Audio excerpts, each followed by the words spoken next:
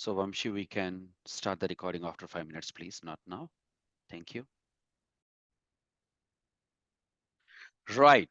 Warm welcome to all of you. Thank you, team, for joining this class, our first class on AI and ML, artificial intelligence and machine learning, generative AI. We are going to learn a lot. Good morning to my students from India, Sydney, and good evening to my students from USA. My name is Lakshmi. I have 25 years of experience in IT. I'm the director of hands-on agile coaching, and we are experts at providing the practical job-oriented trainings. That's what we our expertise is.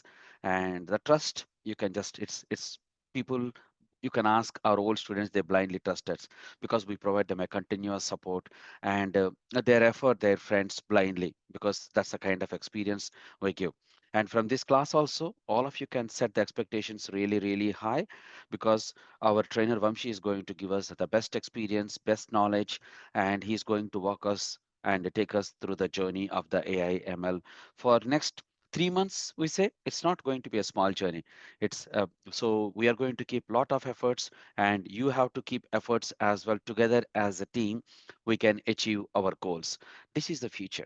Everywhere we are seeing artificial intelligence, machine learning, especially the AI part, we are seeing AI, generative AI. What is this AI about? In simple words, we are seeing if you go and ask your Alexa, hey Alexa, can you play this song? It will start playing. It means that it is understanding the human language and responding to you. And I ask my Tesla car, just go and park, or just with a click of a button, car understand that, oh, this guy is asking me to park, and then it can just do the parking adjustment, it will park. So cars, they are understanding our language, machines understanding our language, computer programs understanding our language. You go and browse some movie. For example, I'm watching a Netflix movie, adventure movie I was watching last night with my family. And they're saying that, hey, here are some other movies you may watch. So it is understanding my interest and also giving some suggestion. I purchased something in Amazon. So that software language understood that, oh, Lakshmi is purchasing laptop and it is giving me a banner at the bottom. Oh, along with the laptop, you can also purchase this. And these are all the different models that you can consider. So, which means that these machines started understanding the human and they have they are building their own intelligence. Machines are building their own intelligence. Not naturally, naturally is our intelligence that is in our mind. But we are talking about machine intelligence. But we humans, we can introduce that intelligence to the machine artificially, artificial intelligence in simple words. Okay. And this is where a lot of companies, they are heavily investing. I'm in the software industry for last 25 years. I worked in London, Belgium, Netherlands, and I got settled in Australia. I'm a citizen of Australia now. So I worked on large complex projects and still have a lot of network connections as well. And many of my friends who are in the IT, they say that, oh, our we are introducing AI in our project. No matter whatever the project is, whether it could be the data projects or DevOps projects or cybersecurity projects, everywhere they're embracing that artificial intelligence. So this AI is going to make the activities of the humans much simpler, much more efficient, much more wiser. Okay, so it's very important no matter of your age. So we all have to embrace. I always tell to my students, change is only constant. So it's the change that is it's always constant. So according to the market changes, we need to adjust our skills. Otherwise, we will become redundant. Nobody wants us. Like a simple example, somebody gave you a Nokia mobile of 2010 model, 10 years back. Are you going to use it? Even if you get it for free, you are not going to use it because it is not satisfying your needs.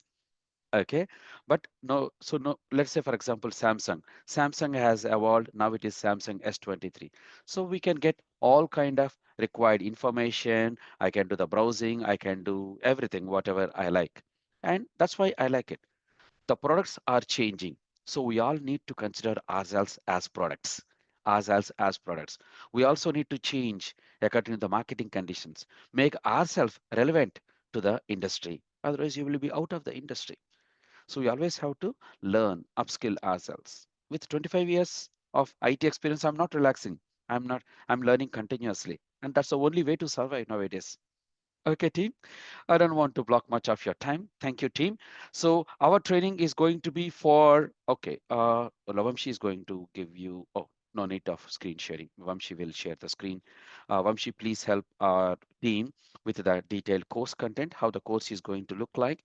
So the classes will be like this time. It will start on the Friday and Saturday evening for USA people, Saturday and Sunday for India and Australia students. Okay. So we'll have 1 hour 30 minutes class, a 10-minute break, 1 hour 30 minutes. Okay. So total we are talking about 3 to 3.5 hours kind of a time.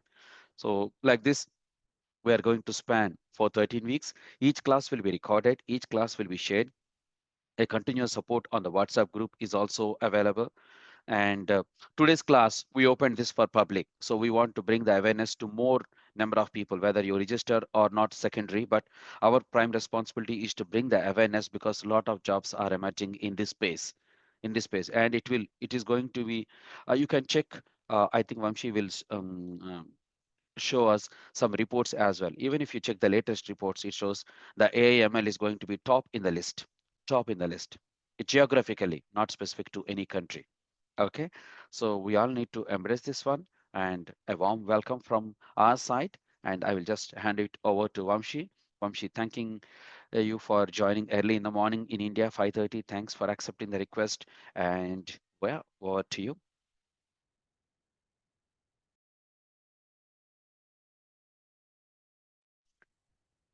Well, hello guys, hello everyone.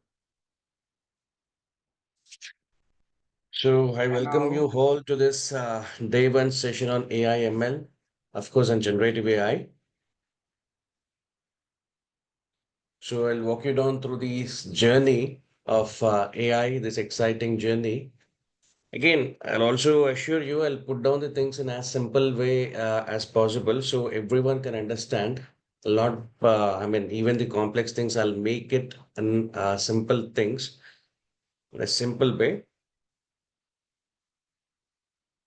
So even before this one, first of all, let me walk you down through the course contents here. So what we'll be learning as part of the course. Then on this day one, so what is that we are going to learn? And again, so as I told you, it is a 3 hour long session. So we'll be having a break after the first 90 minutes. We'll be having a short break of 10 minutes. Then we'll continue again for another 90 minutes here. So until we complete the day one kind of concepts here. And again, trust me, guys, put down the things in much simpler ways here. So it will be fun and exciting because I've put down a lot of examples this time. So we also had a session last time. All right, we had a session last time also, but it was completely, even time was not sufficient in order to explain all the details there. So now I'll give you with some kind of examples and I'll ask you. So I also request all of you to be attentive in this session because it's going to be very interactive today. And again, I'll give you a lot of quiz also, so you need to answer them. Of course, it is very plain, simple kind of AI I'll be putting down. I'm not going to ask you any me technical kind of aspects here. The general daily life kind of examples where AI is used actually. So, if you look at this course, so it's a 3 months hands-on kind of training, which will be covering, different kinds of concepts here. Of course, today's the day one kind of thing. So we'll try to learn, few details about AI. Of course, the fundamentals part, and again, what exactly does AI work, and what kind of stuff it has actually. What is its relative disciplines here? So you see, we have machine learning, we have deep learning, we have data science, and so kind of fields here.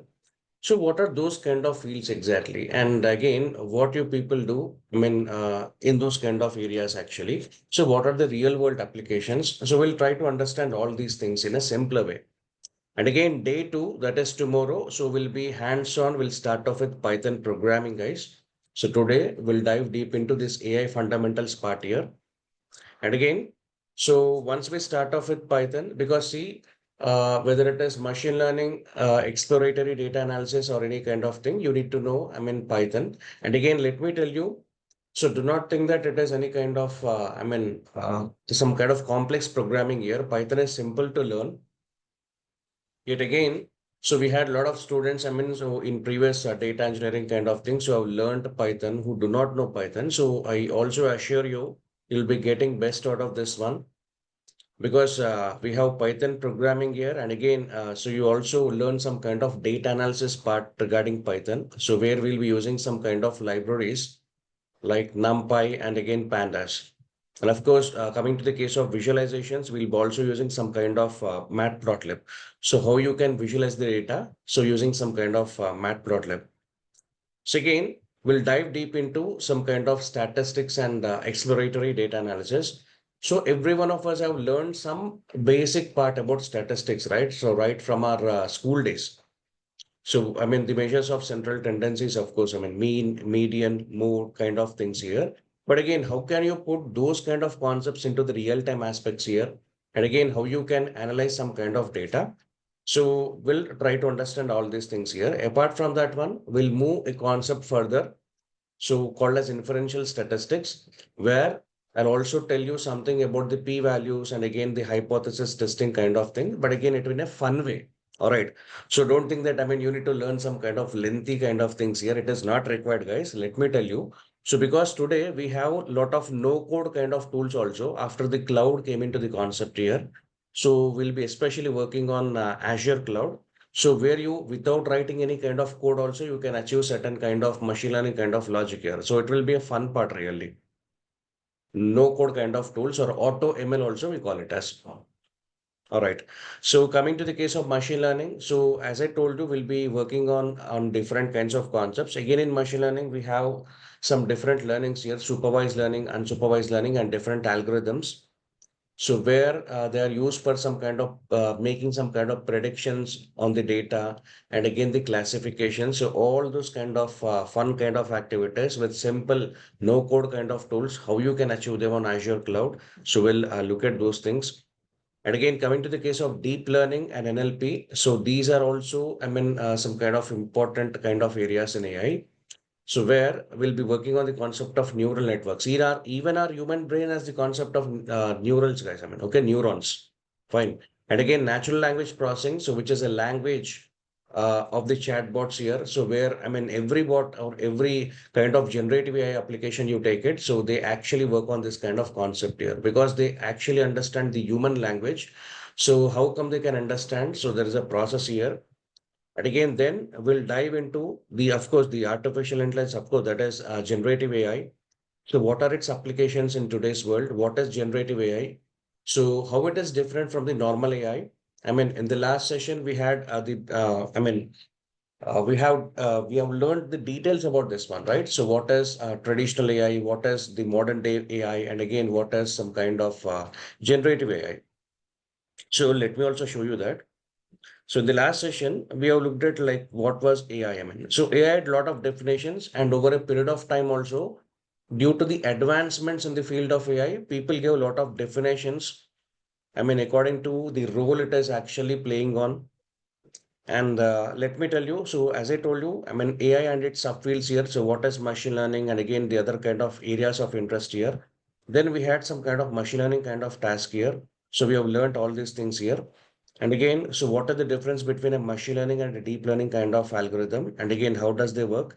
So what is generative AI? So in simple terms, it is nothing but you generate something using AI. All right. So we'll also learn, now, fine. And of course, the LLMs here, large language models, which is the, heart of generative AI applications, or you can say the backbone of generative AI applications here. All right. So today, whatever generative AI kind of thing you take it, whether it is ChatGPT, XAI from, Grok AI from XAI, which is Elon Musk kind of company, Gemini AI from Google, and of course, there are a lot of applications as well. So all of them are called as large language models. In technical terms, it is called large language models. All right. So, but in user kind of terminology, they are called as generative AI applications here. So over a period of time, how AI evolved here. So we have even looked at this at the last session that we had. So the traditional AI, and of course, due to the advancements in this field, we had machine learning and again deep learning. And of course, now we are calling it as generative AI. So we have even looked at the popular LLMs, that is OpenAI. I mean, we had ChatGPT and of course DAL-E as well. So Google Gemini is one of the popular kind of, Gen AI kind of tool they have. And from Microsoft, it is Pi 3, and again, Meta, it is Llama. Grok, okay, so it is, XA or Grok AI also we call it as. This is Elon Musk kind of company. And again, Hugging Face, Bloom, Mistral AI. So we have this kind of thing, Anthropic, Claudia. So these are the popular LLMs right now, which are going on in the real world scenarios. I mean, all right. So finally, so we'll also try to understand. I mean, again, let me tell you, here you will be getting three courses, guys. So one is the AI fundamentals. So as I told you, we'll be learning everything on Azure because as I told you, right? So now everything is being deployed on cloud kind of concepts here. So we'll be learning the AI and ML kind of implementation on Azure cloud. So again, if you, take the case of this Azure cloud. So we have something called as Azure AI fundamentals. So which is again the basic kind of certification in the field of AI from Azure. And again, Azure data scientist and Azure AI engineer. So once you learn this course, once you master the concepts here, you'll be qualified enough to write this examinations and again clear the certifications here. So we have all the respective things here. Fine. So which you need to learn as part of this Azure AI Engineer Associate kind of certification. And again, generative AI using Azure OpenAI service here. All right. So then we have few hands-on scenarios as well. So while we try to dive deep into this course here, I'll give you a lot of examples on real-time examples and again, no code kind of applications on how you can design this machine learning kind of jobs or again, deep learning kind of jobs. Or even let's say, for example, it could be any kind of generative AI applications as well. So even how to design some kind of DALI model where it can generate you, help you generate different kinds of images or again user contents as well. And again, so when it comes to the case of real world scenarios, so these are the projects or these are the kind of thing that you can directly put them or showcase them onto your CVs here. And you can see we have a beautiful industry case studies here. So where you can directly put them onto your what I mean to say CVs here because so these are the practical real world applications that I'm giving you. So, for example, now if you take the case of a retail food order industry, right? So, how machine learning is implemented there, and again, like what kind of outcome they're using actually. Okay, so again, how they're implementing it to serve different clients. All right. So, what kind of technologies we'll be using? You'll be getting a good hands-on on this one. Again, if you look at the loan prediction model, which is a common scenario in today's financial and banking sectors here, so loan frauds or some kind of things, so how they're actually, I mean, done in real world scenarios. So we'll be looking at some kind of machine learning algorithm.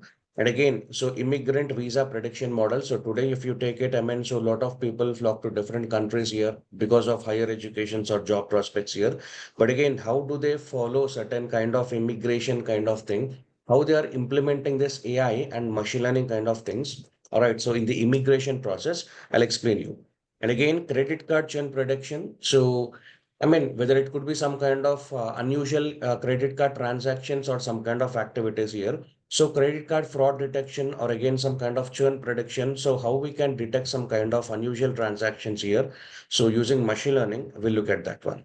And again, in the retail and e-commerce sector, right? So, coming to the case of customer product reviews. So, when you purchase some kind of product over Amazon or some kind of any other kind of e-commerce portal, so you look out for also some kind of user recommendations or some kind of customer reviews as well, right? On the products, different products that you purchase. So how generative AI is helping users in order to select some kind of products or go with some kind of product recommendation. So we'll have a beautiful case study on this one. And of course, again, we'll also look at something called as the movie recommendation system with Azure ML. So how you can recommend some kind of movies, like for example, whether you take it the case of Netflix. Now, Netflix recommends you, the movies or some kind of web series, right? Okay, so based upon the user interest. All right. So how it is able to do that one? So we'll also try to understand that scenario. And again, in the automotive industry, so how you can, create some kind of, how you can make out some kind of analysis on the data that we have. using Python and SQL. And again, if you look at again the other kind of generative AI applications, so we have RAG applications. So we'll discuss what exactly that one is. And of course, finally, we'll also generate some kind of generative AI model. So where it will help you to generate user-defined content here. All right. So with whether it could be some kind of DALI image model or some kind of other kind of application. So how you can use that one in order to generate a user-defined content here. And again, see, this will be going to be very really much interactive sessions, guys. It is not any theoretical kinds of concepts. But again, let me assure you something. So, see, you'll be getting a lot of this kind of, concepts here out of this course because let me tell you, normal if you take it right, in if you go to any kind of university related courses or any other kind of things, right? So either they might be giving you machine learning course separately, or again, you can see deep learning course separately. All right. So, but again, if you look at today, so generative AI, okay, so is also another popular course that is being trending across the globe here in different universities, or even if you take it some kind of, it could be some kind of masters or any other kind of things here. All right. But again, you'll be getting some kind of add-on by joining this kind of courses where you'll be getting all of this course in one single kind of course here. All right. So again, with the practical applications of that one. Fine. So, you can take a lot of advantages of, by learning this kind of course here because everything is practical oriented here. So, how you are, deploying some kind of models on cloud even before this one, how you are generating or how you are developing some kind of AI models, how do you train a model here, how do you train your machine learning model in order to predict something or classify something. All right. So, all these things, practically we'll be looking at in a much simpler way, actually. All right. So irrespective of, like say, for example, you can be from different backgrounds here because AI needs, people from different backgrounds here. Yes. So that is the kind of thing we have. And again, so when it comes to the case of bonuses, as I told you, so you'll be given from time to time, you'll be given a lot of, interview questions and answers I'll give you. And again, of course, the WhatsApp support you have, so you can reach out to me. Whenever you have any kind of question or doubt, in this kind of our course, again, so we have a lot of other kind of interviews and, kind of case studies here. And of course, you have support for the certifications as well. And again, so the best part is building your portfolio, that is your CV. So what you have to, mention in your CV so that you can stand out from others in the job market here. And again, of course, the LinkedIn profile optimization, which will play a vital role in your, job interviews here. And again, of course, on-job support. So once you get job, we are even here to help you out in different ways here. So again, after learning this course, right, your job, your target jobs will be data analytics and of course, AI engineer, machine learning engineer, data scientist, generative AI engineer, and again, Azure cloud AI ML engineer, and again, AI data analyst, guys. So these are the target jobs here you could apply for. So you'll be qualified enough to apply for different kinds of roles here once you learn this kind of course here.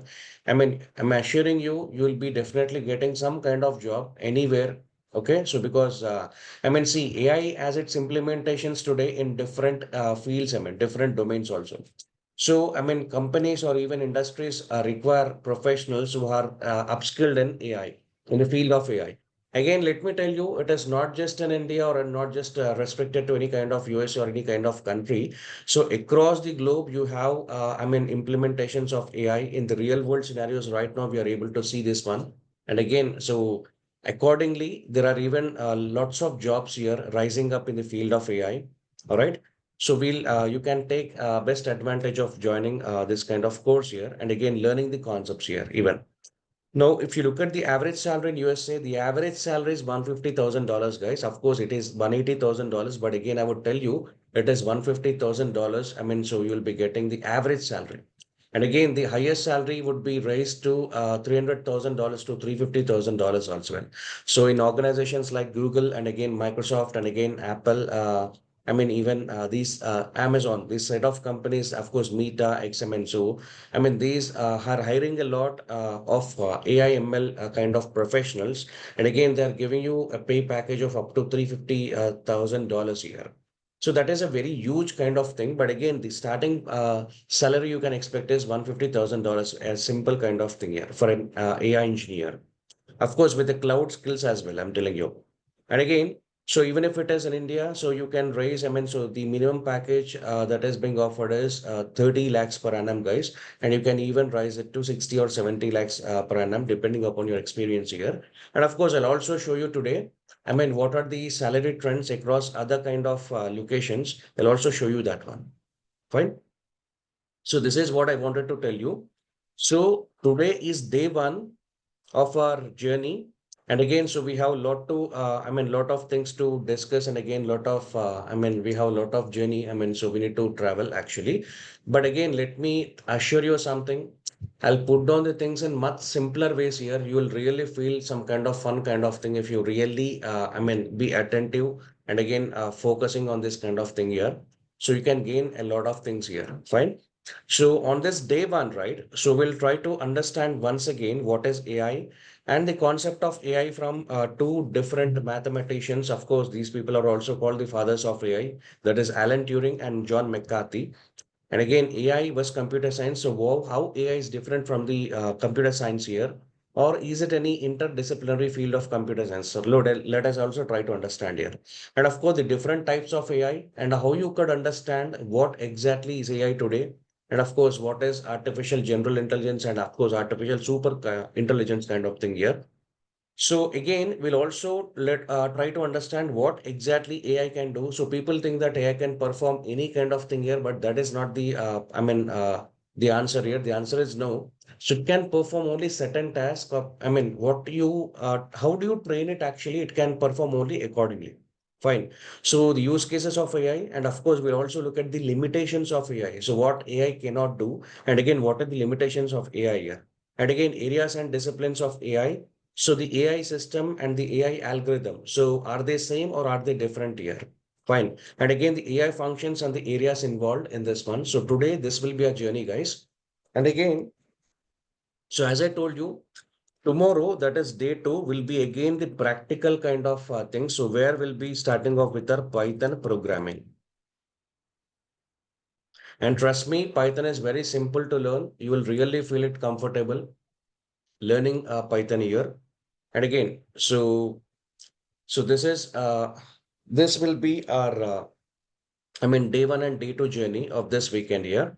So let us start off with our day one kind of concepts here.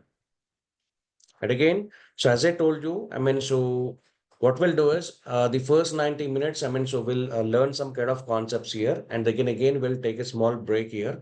Then again, if it is required, I mean, so we'll also I mean rejoin here. Okay. So this is what we'll do it. So now let me explain you something, guys. So this will be going to be much interactive session. So I request you people to be attentive because we also have a lot of quiz here. So, I mean, see, all these are to let you, I mean, give you some kind of good understanding on this kind of concepts here. So in a much simpler way. I'm not going to give you any kind of math stuff or any kind of statistic kind of stuff here. So it is not, I mean, about maths or some kind of science or statistics here. So it is much simpler kind of thing because as I told you in the last session also, directly or indirectly, we are using AI. Okay, so we are living in the field of AI, but again, we are also using AI. Of course, you people did not know this one because right from, like, say, for example, your mobiles, if you take the case of your mobiles, right, we have different kinds of AI assistants there. So whether you take it Siri or again your Google Assistant or again some other kind of Alexa, I mean, or something. Okay, so we are using AI in real world scenarios, guys. So let me tell you how AI is implemented in real world scenarios. I mean, I'll also give you a lot of, I mean, other kind of stuff here. I'll let you know. All right. So fine. So now let us start our journey. Okay.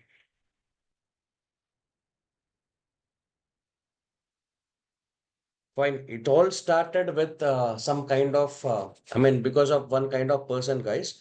So let me tell you, AI is not any new kind of field or any kind of new kind of concept here. It was started decades back actually. But again, as I told you, at that point of time, we did not had enough computing powers actually. We did not had enough computing powers and computing resources also. So for example, in the case, if you take the case of 1970s, 60s and 70s, so computer was some kind of big, how big means, let me tell you, it was the size of some kind of room actually. So that big was a computer actually. All right. So, but now you can see the computing powers, right? Okay. So you can, you have your mobile here. So that is one best example of a computing device here. All right. So you could, you have the world in your hands here. You could do anything here. Okay. So that is the power of computing today. So we have actually. But again, what were the different kinds of advancements in this field? So we have a lot of people in this world who have who have got some kind of excellent work actually, who have put down some kind of excellent research kind of activities. And because of those kind of people, we are able to communicate today endlessly and seamlessly here. So it all started with one kind of person thinking, how can machines, think here? Can machines think here? So you see, Alan Turing is one of the legendary mathematicians and the fathers of AI. So to the modern father of AI, of course, so is the different person actually. But he was the first person at that point of time in back in 1950s here. And again, if you look at here, so he has raised some kind of simple questions like, can machines think here? And of course, let me tell you, so because of his curiosity, right, AI got its kind of definition actually. Okay. So shortly after Turing's question, right, AI was born as a new scientific discipline. Fine. So at that point of time, right, he gave some kind of definition of AI that a computer would be deserved to be called intelligent if it could deceive a human into believing that it was human. All right. So once again, I tell you this one. A computer would be deserved to be called intelligent if it could deceive a human into believing that it was human here. All right. So this is the kind of definition he had given actually.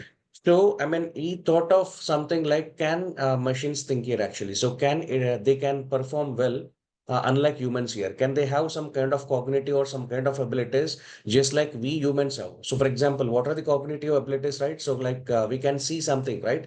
We can even talk something. Okay, so like, so for example, we can smell something. Of course, that is not the case with AI, but again, at least can computers or some kind of machines can relate with humans here? So can they have some kind of intelligence just like humans here? So that was his concept actually. And because of his curiosity, right, we have a new field here today in the field of computer science here. So there's this called artificial intelligence. All right. So right from, let me tell you something. In the 1950s, right? We had a lot of work in this kind of field, guys. And let me show you something.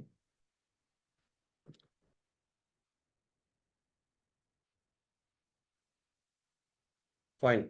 So let us take it any kind of things here. For example, let me go with this kind of thing.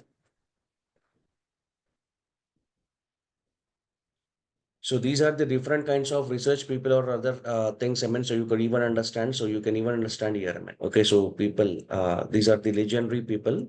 So those who have put down some kind of brilliant work in some kind of areas of mathematics and FK in computers here. So because of these people, now we are able to, the able to use some kind of advanced computing or something actually. So again, so there are again a lot of other kind of companies also. So I also suggest every one of you to go through this kind of timeline here. So for example, in 1950, as I told you, this Alan Turing, so he was the person actually who coined the term machine learning actually. So what is machine learning? From his point was, a machine can, like for example, perform a similar kind of task just like human actually. So that was the basic idea of machine learning. Of course, over a period of time, the concept of machine learning changed actually. But at that point of time, a machine should able to perform, a particular task just like a human can perform here. So that was his concept actually. And again, that is where he pointed out some kind of Turing test here. Turing tested the concept where he has given some kind of concept like, so machine could also able to perform the same kind of task where a human can perform. That means it should contain some kind of intelligence, just like, human can understand or feel something or process certain information here. So that was the Turing test here. Late back in 1950s, he gave this kind of concept here. And at that point of time, we had some kind of, like, so for example, if you take the case of calculator, Now, what is calculator? Calculator can perform only certain tasks here. It can perform only calculations. Beyond that one, it is not programmed here. All right. So that is some kind of best example in this kind of Turing kind of test here. Simple machine learning kind of concept. Guys, I request all of you. Fine. Again, in 1955, so John McCarthy, the another legendary, okay, so gave some kind of definition, okay, so about AI. I mean, after this one. So again, so from his point of view, right, AI is the science and engineering of making intelligent machines here. All right. So because see, now where exactly did AI come from actually? AI grew as a specialized field within computer science, the discipline that passed everything from hardware and programming languages to operating systems and algorithms needed for automatically processing information by computers. So they coined this term like, I mean, so it is the science and engineering of making intelligent machines. But what exactly is an intelligent machine? Intelligent machine refers to the concept that machine can understand just similarly a user can understand, that is a human can understand and process the same kind of information. Okay, so just like human can process the information. Now, for example, if I give you some kind of data, right, you can still understand and process some kind of data. In a similar way, a machine could also able to perform the same kind of task here. And that's how he gave it some kind of definition in the year 1955 here. So over time, this definition expanded to describe AI as the creation of machines that learn, reason, make decisions, and mimic human-like intelligence to solve problems here. So, I mean, in the last session also I told you what is AI. So AI in simple terms is nothing but mimicking human intelligence here. So that means it has the same kind of abilities just like we humans have. Of course, I mean, there are also a lot of researchers going on to this field. I mean, in order to even surpass human intelligence as well. But again, so what is AI in simple terms is, so this is one kind of machine which learns. I mean, it also able to understand some kind of reasoning actually. And again, I mean, process some kind of information and make out some kind of beautiful decisions or insights. Okay, so from the data. All right. And again, if you look at today's data driven world, right, in today's data driven world, the AI is defined as the systems that perceive their environment. That means they understand their environment and collect and interpret data here, reason over inferred knowledge, make decisions and take actions to achieve a goal here. So today, I mean, if you look at right, so AI is very like intelligent actually. It can, for example, it can process some kind of data and information here. It can make some kind of decisions and it can take some kind of actions based on the data or the outcomes it has actually. So for example, if you look at some kind of robotics which are employed in some kind of warehouses or some kind of manufacturing units, right? So there the warehouses, like so for example, if you look at right, robots are designed or programmed in order to work on a specific task here. For example, in warehouses, right, in warehouses like Amazon warehouses. So it actually segregates different kinds of products. I mean, so based upon the tags that it has given actually. All right. So this is the kind of modern day applications that are going on right now. So let us again look back at the history of this one. So in 1961, we had Unimate actually. Okay, so which is another popular kind of industrial robot. And likewise, if you look at the, I mean, like for example, the advancements in this field, right? So it was up to 1966. After that, we had some kind of, I mean, there was no invention in this kind of, I mean, after 1966 until 1997, where Deep Blue. So one of the, like for example, computers from IBM actually. So IBM, I mean, their advanced computing, or you can think of it as some kind of scientific computing actually. So on the lines of AI, they have developed this one actually. All right. So later on, 1998, I mean, Massachusetts Institute of Technology, they came up with some kind of advanced computing, which is called as Kismet. I mean, after this one, so we had some kind of AIBO from Sony actually. Then later on in the year 2011, so you see there is a Siri from Apple. And again in the year 2011, Watson from IBM. So this is one of the popular kind of AI advanced computing coming. Okay, so again in the year 2000, I mean in the era of 2000s here, we had something called as Alexa also from Amazon. Again, we had Cortana from Microsoft as well. And again, 2016, we had, I mean, see, Microsoft chatbot. I mean, we had some kind of day, but again, they have renamed it to Cortana.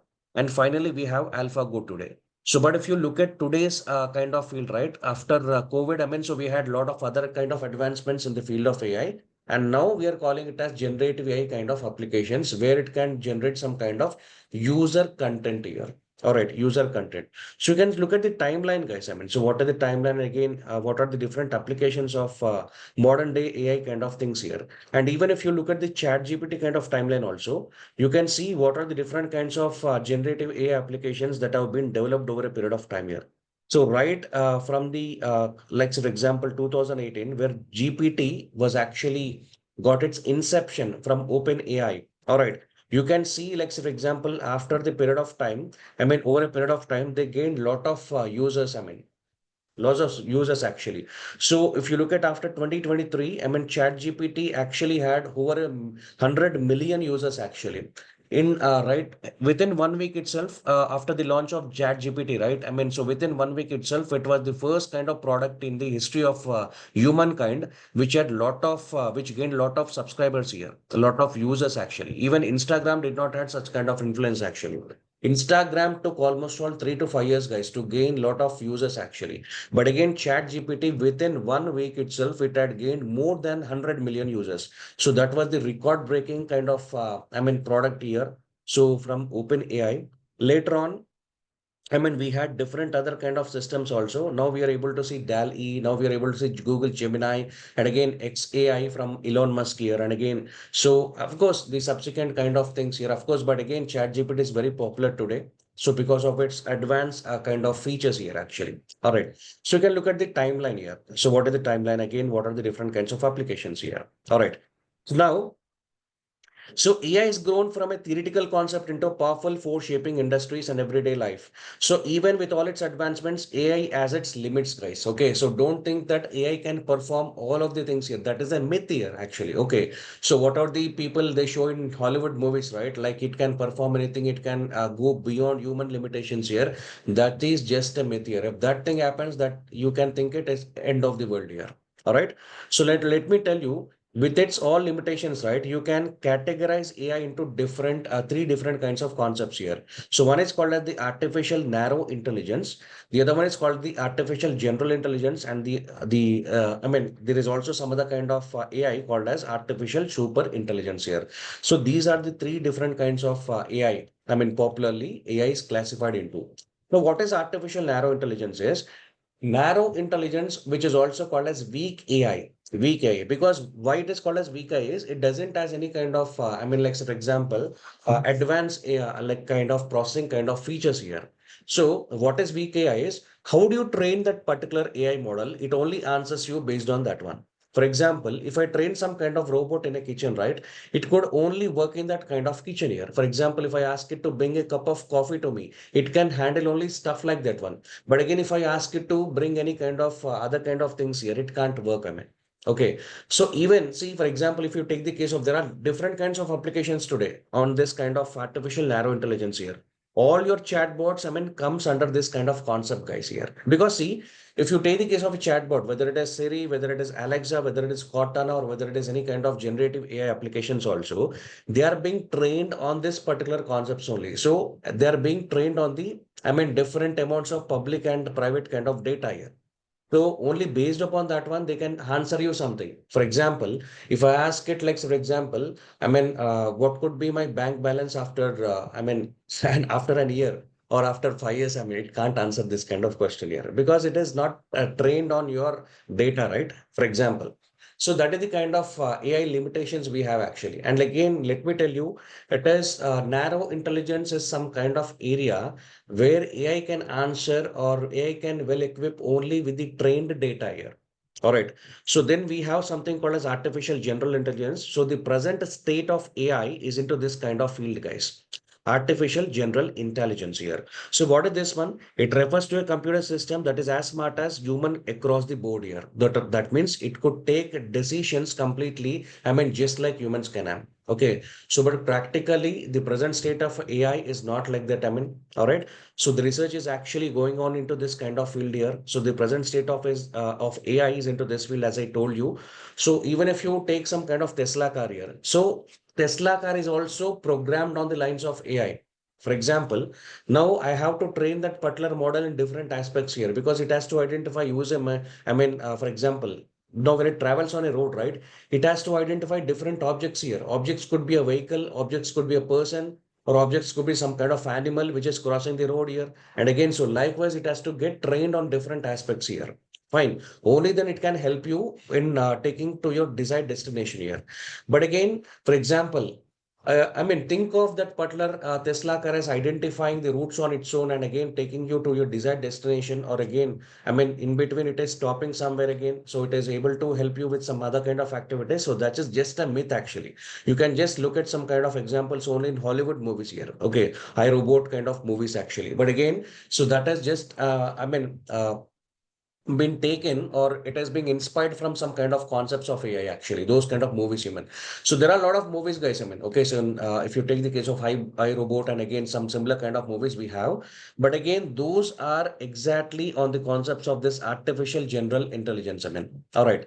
And again, if you look at artificial super intelligence, right? So super intelligence, I mean, also tell you a movie, Lucy. I mean, okay, so you can Scarlett Johansson, right? Okay, so she was the person. I mean, so she has acted in such kind of movie.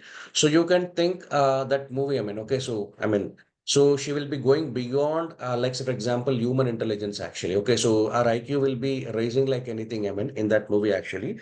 So, but that is, I mean, inspired actually from this kind of concept here. So, what if we, I mean, activate our 100% efficiency of our brain? So that is this kind of concept here. If that happens, I mean, so you can think it is the end of the world, guys. I mean, okay. So, I mean, it is yet to happen because see, now the research and advancements into this field are in such a state. I mean, so we are yet to, I mean, achieve some big impact in this kind of field here. So because what are the data we have, actually, we are able to apply this kind of AI concepts on the data that we have on the, like, for example, our day-to-day life kind of activities here. But again, AI, if you want it to surpass human intelligence or think beyond that one, right? It is just a myth, actually. So, I mean, might be, it might even take some other kind of years also. I mean, in order to come up with that kind of stage, actually. All right. Only in movies you can look at that one. So while today's AI, often referred to as artificial narrow intelligence, excels at solving specific problems, AGI, also called artificial general intelligence, would possess the ability to think, reason, and adapt like a human. So despite major breakthroughs, true AGI doesn't exist yet. All right. So true AGI doesn't exist, guys. It is just a myth. Okay. So as I told you, you can just simply, I mean, watch over in movies itself. Okay. You can, I mean, feel some kind of thing in movies only. Okay. So, but again, in reality, it is not a concept here. Okay. So we have different applications. For example, now take the case of machine learning. So we are able to apply that kind of concept on the data that we have and able to, I mean, predict something or classify something. Or even if you take the case of Amazon, so you have some kind of recommendation systems there. Okay. So which will recommend you some kind of user, some kind of products here based upon the interest you have in a particular products here. Okay. Or else even, let's say, for example, take the case of Netflix here. Netflix recommends you, I mean, different kinds of movies or, I mean, like, for example, web series or whatever you call it. Okay. So based upon the user interest here. So some might be interested in action-oriented movies. Some might be interested in drama. Likewise, I mean, so depending upon the different genres type, right? Okay, so it will recommend some kind of movies in similar way here. So that is some kind of machine learning kind of activity. And again, if you take the case of deep learning applications, right? So today in traffic signals and again some kind of security kind of implementations, we are able to apply these kind of concepts here. So likewise, if you take the case of advanced, I mean AI, so which is robotics here. Okay, so they are employed in warehouses, manufacturing units in order to perform certain tasks here. Likewise, so true AGI doesn't exist yet, actually. So a lot of advancements are again research activities are going on into these kind of fields here. All right.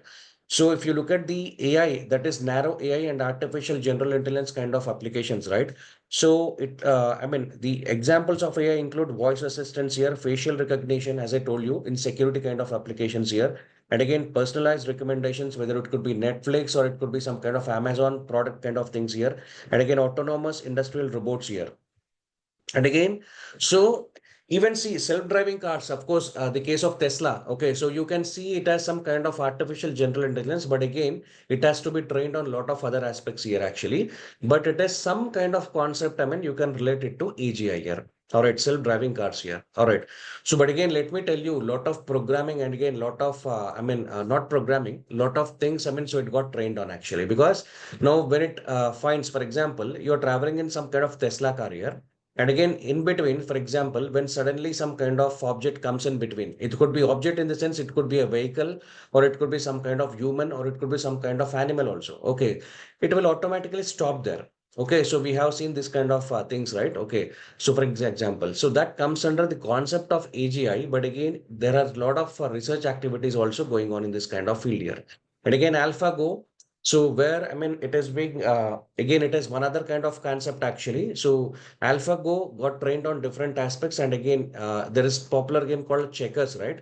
So they have trained it in on that particular game actually. And again, they have, conducted some kind of match between some kind of human and some kind of, AlphaGo kind of computing. So where in different attempts here, multiple attempts, I mean, AlphaGo was able to beat human actually. Okay, it would be able to win them in the first attempt. It got failed here actually because it need to understand that logic, right? For example, now you're playing some kind of football or some kind of rugby here. Okay. So first of all, you need to know the game rules here. And again, how to play the game here actually. Okay. So how, I mean, like, for example, this course is performed actually. Okay. So in football, for example, I'm telling you.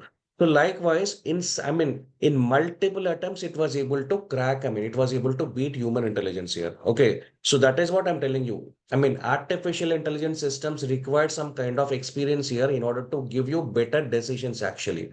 Only through its past kind of data, or its past kind of experiences, right? It would able to give you better analysis here. Like we say, right? Okay, so we become, like for example, expert only through learning continuously, right? It is also the same continuous learning kind of process here actually. Okay, so machine tries to identify the patterns in the data by continuously learning some kind of patterns here, and it could give you better decisions here. All right, so generative AI on the other hand, it is also some popular kind of concept, but again, it is not exactly pure form of AGI, guys. All right, so for example, if you look at the voice assistant, spatial recognition, self-driving cars, all these are comes under the AI, advanced AI applications. But again, this truly are not the AGI kind of applications here, artificial general intelligence here. All right. So AI is still in its early days with incredible potential for the future. So we have a lot of things to go. Lot of research activities are going on, lot of advancements of course we had in this kind of field here, and yet there would be other kind of lot of advancements coming up actually, I mean, in this kind of field here. Now a small question to you people, so I want answers from you people. So you need to identify, I mean, which is a narrow or general intelligence here. Okay, AI comes in different forms, but not all AI is created equal. Fine. Yes or no? So some AI systems are designed for specific tasks here, while others could match human intelligence. All right. So sort the following AI types into the correct categories. So you need to identify which kind of examples given here will be part of artificial narrow intelligence, and again, which kind of, examples would be part of artificial general intelligence. So what would be your answers, guys? Answers, please.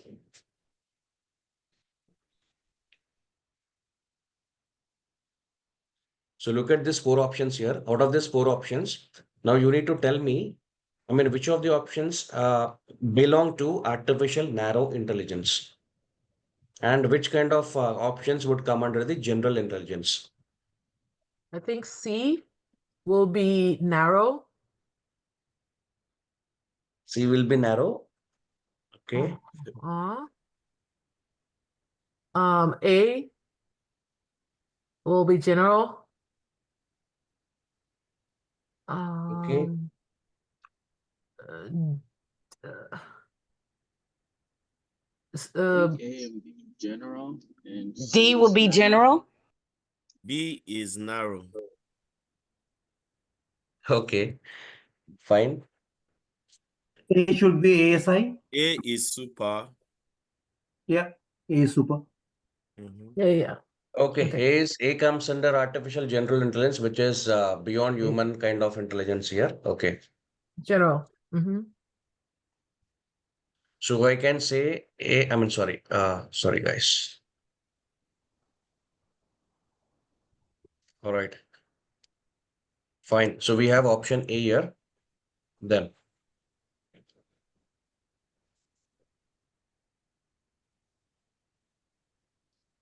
I think B is narrow. B is narrow. Okay. Narrow. B is narrow. Okay. So because yes, of course, B is narrow. The reason is chatbots like GPT or some kind of things are especially trained on a specific task here. So you can understand B belongs to some kind of artificial narrow intelligence. Yes, of course. B is the answer that comes under narrow intelligence. Yes. C is narrow. E is also narrow. D is self-drive is AGI. Self-driving, think about it once again.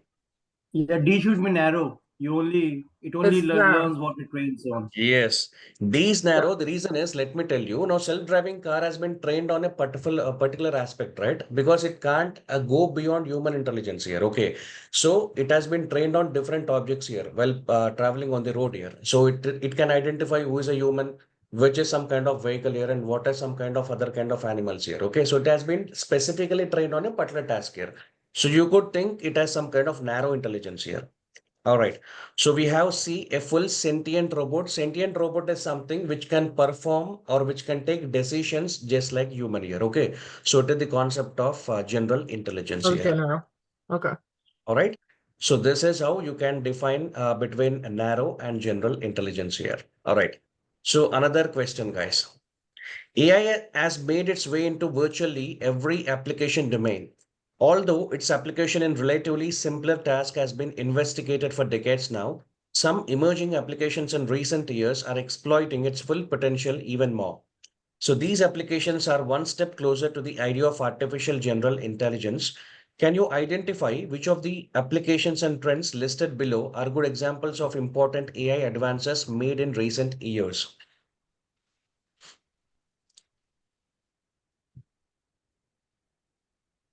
Mm,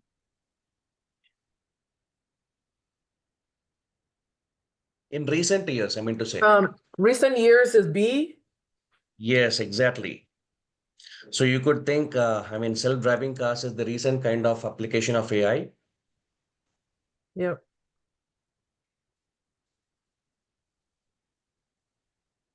What about A? Maybe A. Oh, okay. So let me tell you, A is not a recent application because product recommendation already has some kind of machine learning kind of concept way back actually. So, Mm. Amazon, if you take it, Amazon. So we had this kind of concept earlier, So it is not a recent application. So, but again, the Uh, modern day application, it should be D. D. why? It should be part of the Gen AI, right? Like Yes, it's of writing course. a text. Yes, It's of writing a course. text. Yes, of course. So the answer is D as well. So writing text that describes step-by-step cookie recipe. Now, for example, so it is part of generative AI application. So generative AI is the recent advancement in the field of AI. It's a new form of AI. Okay, so which generates user-defined content here, whether it could be image or a code or some kind of music or some kind of other interesting kind of things here. All right. So this is how you can think out of it. Again, predicting rain probability tomorrow based on historical data, weather data. So this weather stations and again this and okay, so these kind of departments, they already had this kind of concept here. So it is not, it is very older kind of concept only. And again, product recommendations at Amazon or some other kind of, online shopping portals, right? We already had this kind of concept here. So the recent developments you can see self-driving cars and again this generative AI kind of application here. All right. So now again, so below are some steps needed for establishing an AI-based workflow concretely via machine learning to diagnose diabetes predicted on historical patients' data. Guided by the definition of AI itself, your task is to arrange these steps in the most logical order, guys. So guys, let me tell you, see, it is some kind of machine learning kind of example, but again, it is on the lines of definition of AI only. There is nothing maths or science involved in that one. So think of it and let me know the answers. Collect the history of medical data. Okay, so what would be the first answer here? Um, 3. Yes, of course. You would start with point three. That is, you would first of all collect history of medical data. maybe 1 four. and 1. Or 9. Yes, Four. of course. Three It is and 1 one. year.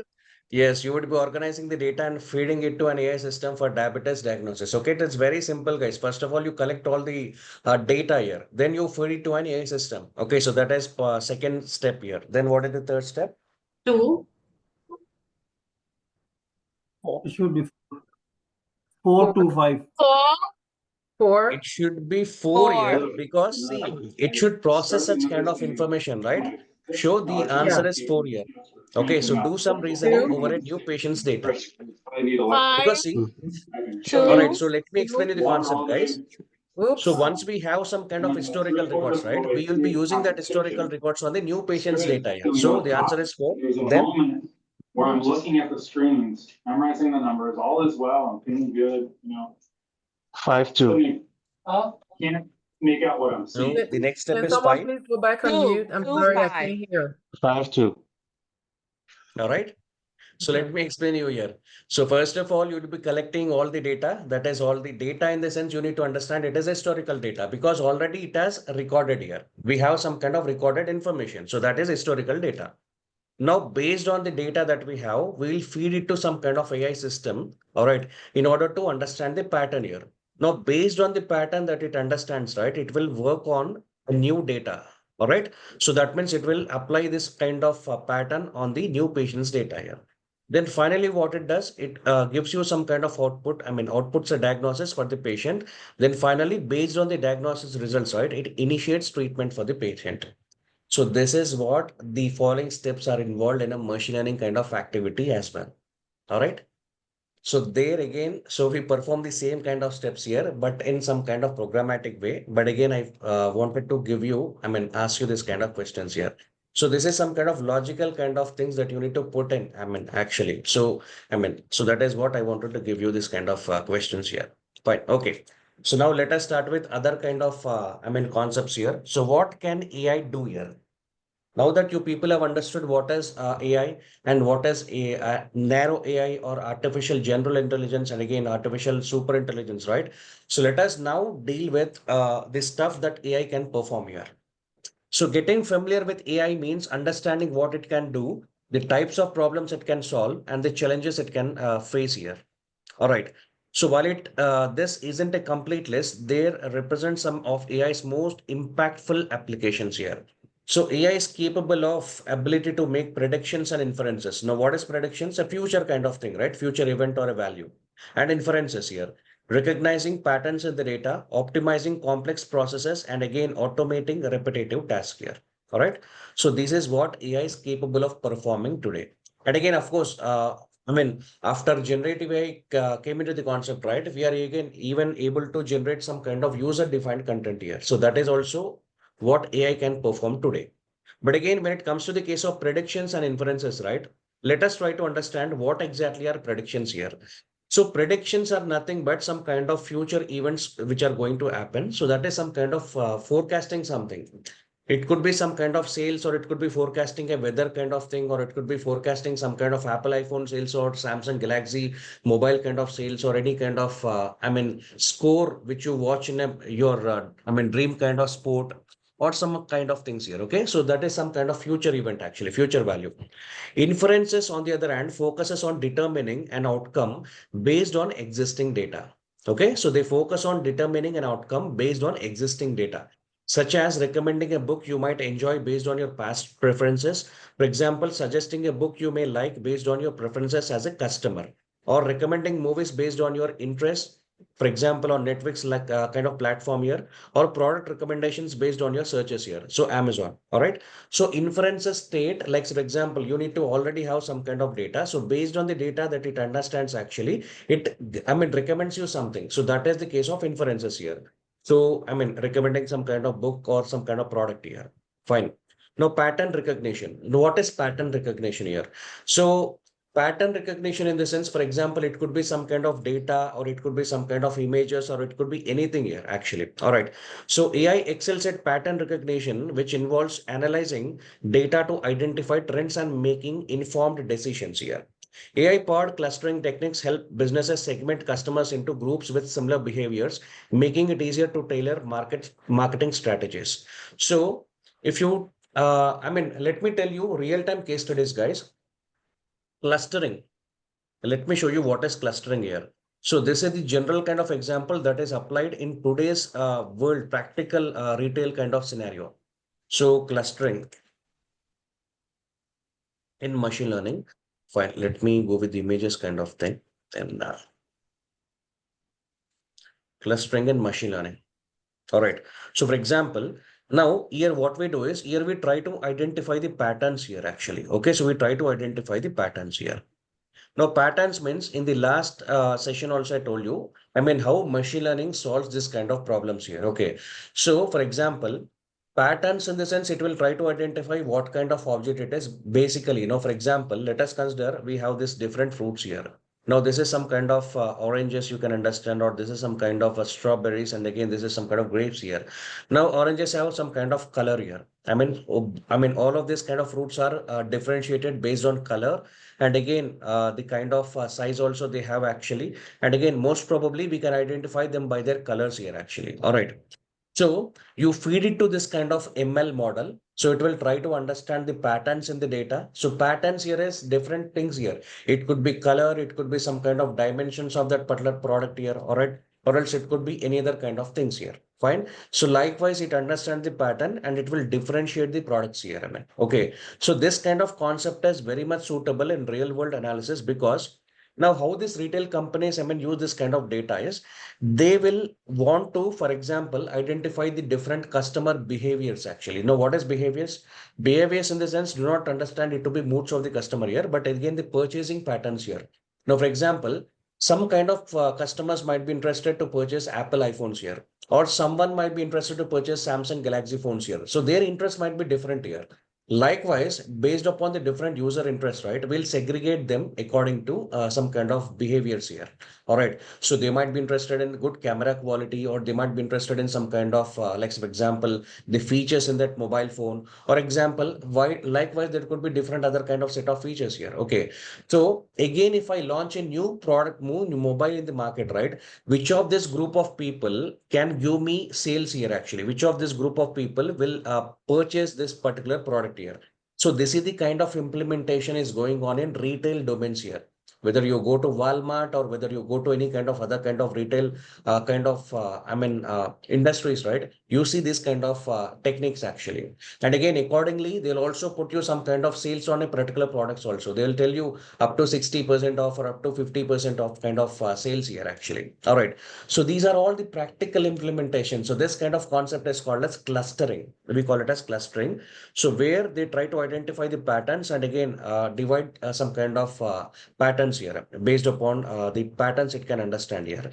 So clustering is used in applications like customer segmentation for the discovery of groups of data with similar characteristics. Example, which group of customers might purchase a new product launched in the market here. All right. So based upon the patterns, if I launch a new product in the market, right? So which kind of customers, which group of customers or which segment of customers can give me good amount of sales here? And again, anomaly detection here. So what is anomaly detection?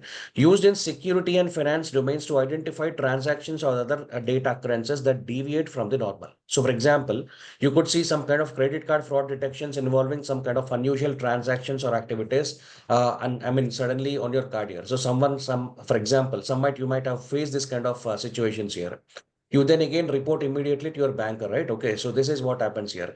So this is, some kind of anomaly detection here. All right. So all these are some kind of pattern recognition kind of cases here. Fine. So which are implemented in real world scenarios. So now if you take the case of finance and banking industries and even in insurance kind of sectors, right? So this kind of use case studies are being implemented, and powerful machine learning kind of algorithms are implemented in order to understand the data and again in order to identify this kind of anomalies in the data here. All right. And of course, today, if you look at the modern day kind of AI, right, which is generative AI, recent and popular use of AI for text, image, and sound generation consists in generating new data based on existing data patterns here. So, have you ever heard, I mean, or have you ever thought of how generative AI application is able to give you that kind of result here, actually? So, it all depends upon the current data patterns also, existing data patterns also. So all the AI, I mean, generative AI systems, whether you take it a Chat GPT or Google Gemini or even Elon Musk X AI kind of product also, Grok AI, let me tell you guys, it has been designed already on the existing data patterns here, the millions and trillions data parameters. I mean, so we call it as, I mean, okay, so the public available data on the internet, they have been trained on that particular platform here, and they have been fed with huge billions and trillions of data parameters here. And that's how they can give you some kind of new user content here, whether you ask it some kind of text here, whether you ask it some kind of image here, or whether you I mean, ask it to play some kind of music here. So it can give you any kind of thing. A simple thing, you can find it in your browsers also. For example, I have this kind of browser here. All right. So this is, you people know, right? Microsoft Edge kind of thing. So it has already some kind of generative AI application, Copilot. Now, for example, if I ask it some kind of question, okay, generate, okay, so the Python code to add two numbers. All right. So now, for example, if I simply type it, right, it will automatically come up with some kind of code here. But again, have you ever wondered how come this is able to give you such kind of code here?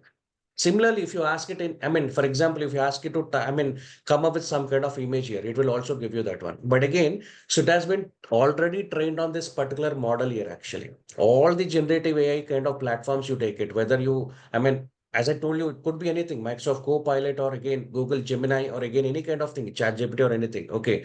So it will give you the content which it has been trained on, actually. Even generative AI applications also can give you the result or give you some kind of answers only on the data that it has been trained on. For example, if you ask it, I mean, like, so for example, can you tell me my account balance here? It can't answer this kind of questions here because it has not been trained on that particular aspect here. So all the user defined content which has to be generated, right? So only, I mean, these specialized kind of Gen AI kind of applications have been specially trained on this particular kind of models here. All right. Now, optimization. So AI can also solve plenty of optimization problems consisting in finding the best and most efficient possible solution given a number of constraints here. So examples include AI helps delivery services determine the fastest routes here. For example, take the case of airlines here. All right. So airlines, I mean, so for example, even this pilots, I mean, they use the case of AI systems actually in order to I mean, for better optimization and faster routes possible here. I mean, okay, so they have some kind of routes here because I mean, on the road you can travel seamlessly, but again, in the air you can't travel that kind of seamlessly, right? You need to identify where you're going actually. All right. So they use this kind of systems in order to, I mean, help them with the fastest routes or the best routes here. And again, supports energy grids in operating efficiently. For example, so, for example, even in case of larger kind of turbines or even in some kind of industries, I mean, so they use this kind of AI in order to help them come up with some kind of optimized models here, actually. Enables travel companies to set dynamic pricing strategies that maximize revenue. So travel companies, when you look at them, right, whether it could be airline or any other kind of travel organization, actually, so they come up with some kind of pricing strategies based upon different kinds of features here. All right. Retailers and brands also use AI to plan discount campaigns that drive sales by analyzing customer behavior. So I told you, right, sales, they'll be coming up with some kind of sales here.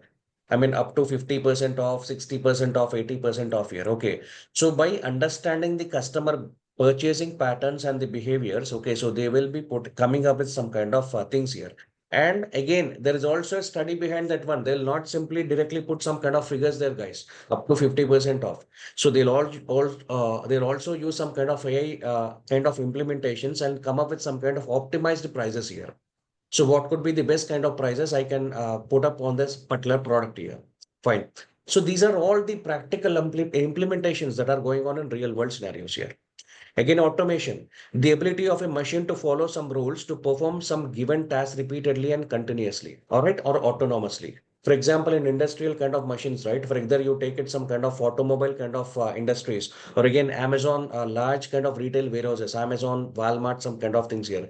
So they are employing robots. Okay, so in order to perform certain tasks there here. So which comes under automation kind of things here.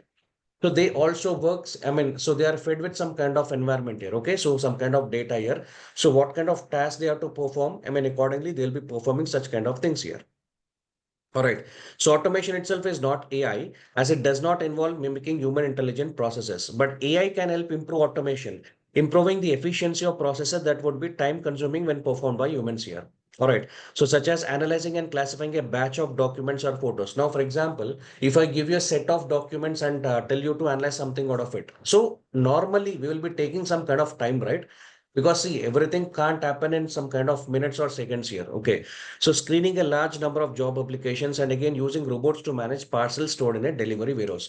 But again, the same kind of concept, if we perform, I mean, if we ask a robot to do that one, it would handle it in minutes here because it has already been trained on that particular kind of environment here. All right.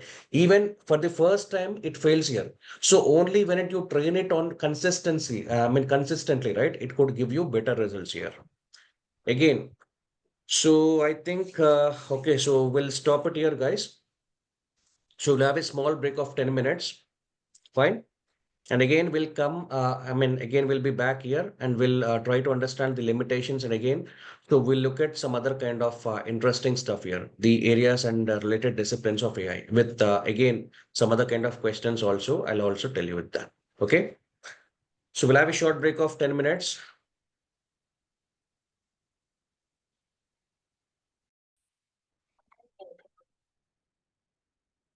Fine, guys.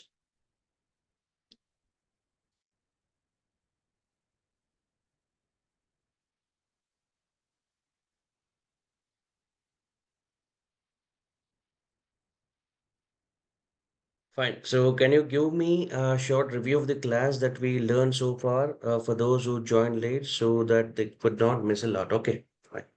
So we'll do that one. All right, guys. So let us get back to our discussion here. Now, until now, we have learned like what is AI. And again, we have even seen, I mean, discussed about the two definitions. We have understood two definitions of AI from the fathers of AI, you can call them. Okay, so Alan Turing and again John McCarthy.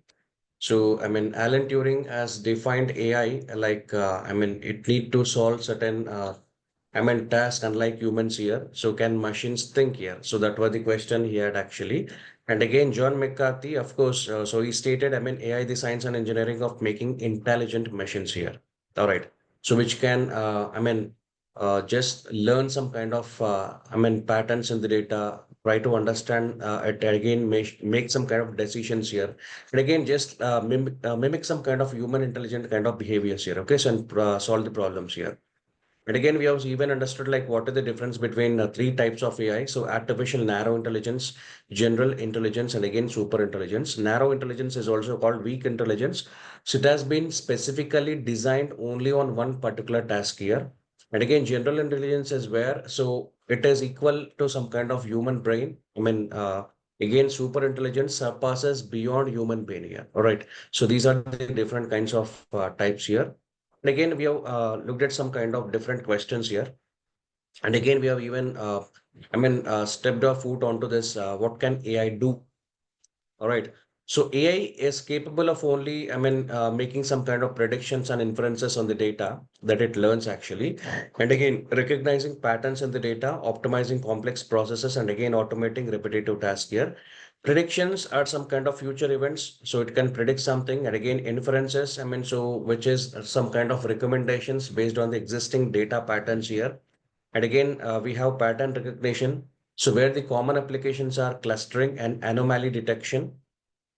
And again, we have generative AI kind of application as well. And again, optimization. So which is nothing but like, for example, solving some kind of best case study here actually. So based upon the data that it is learning. And again, automation. So which, I mean, perform certain tasks here based on the kind of concept that it has learned actually. So these are all the different kinds of, I mean, examples here. Now let us look at the concept of limitations of AI. All right. So you might understand, I mean, like, so for example, AI can perform anything, but again, let me tell you guys, AI has its own limitations here. Not everything could be performed with AI. So as I told you, with whatever it has been trained on, it could able to give you outcomes only on the data that it has been trained here.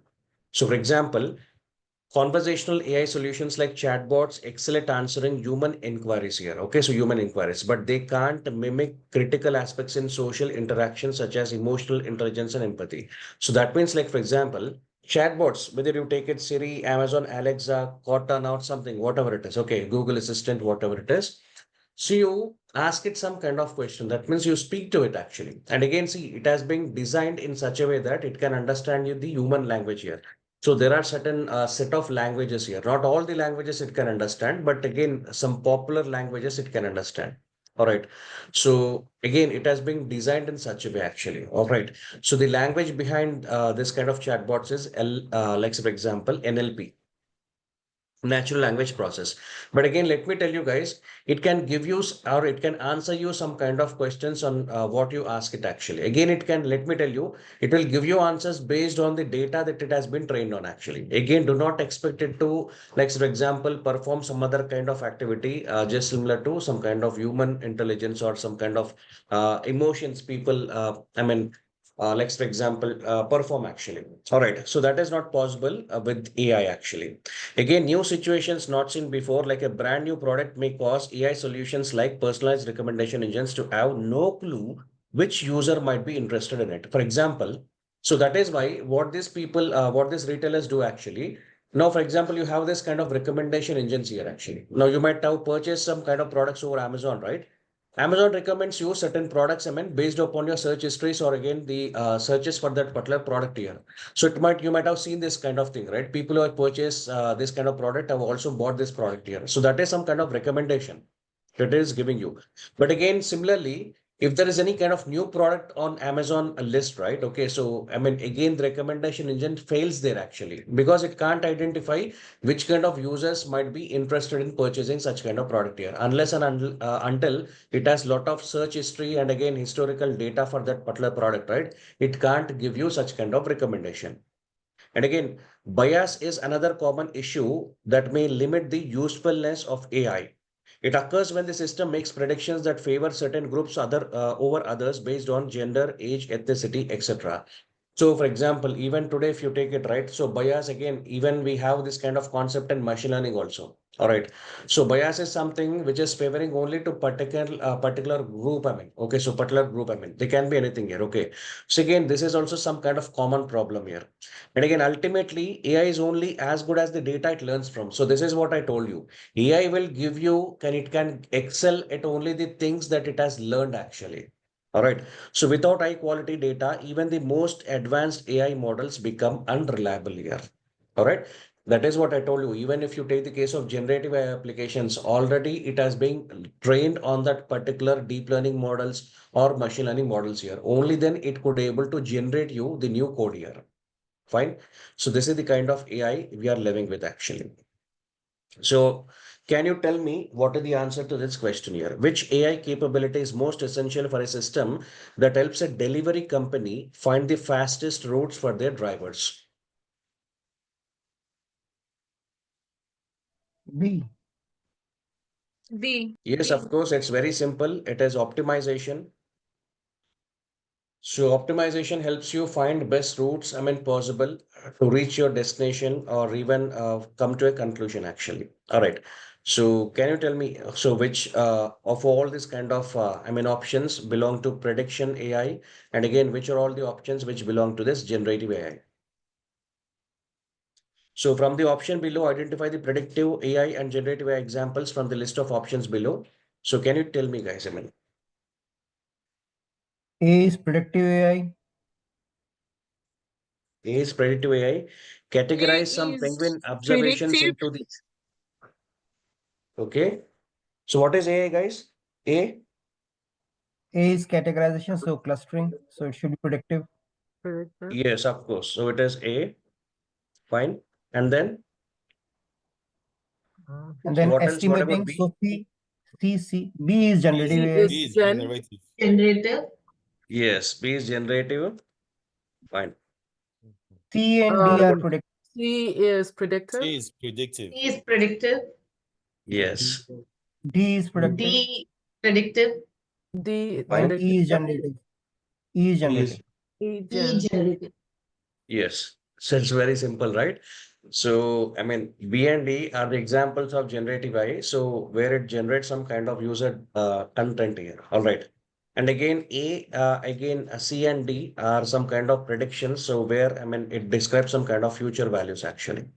So forecasting Indian USD kind of exchange rate, I mean, over next week, or it is some kind of prediction actually. Okay, it's fine. Okay, imagine a smart city scenario. We want to deploy an intelligent traffic light system where traffic lights operate and switch their status dynamically based on real-time traffic conditions. This solution will help improve traffic conditions, reduce congestion, etc. Which AI-led processes is essential in this scenario? Optimization. C, right? Smart city, right? Yes, so it is optimization, guys. So Optimization. because see, yeah, deep learning can't be the solutions because as per the question, right? So you need to come up with a solution where you can improve traffic conditions based on the existing, I mean, data that is again reduce congestion as well. So you need to find out the optimal solution for this one. So I mean, it is C, that is optimization, which is the answer here.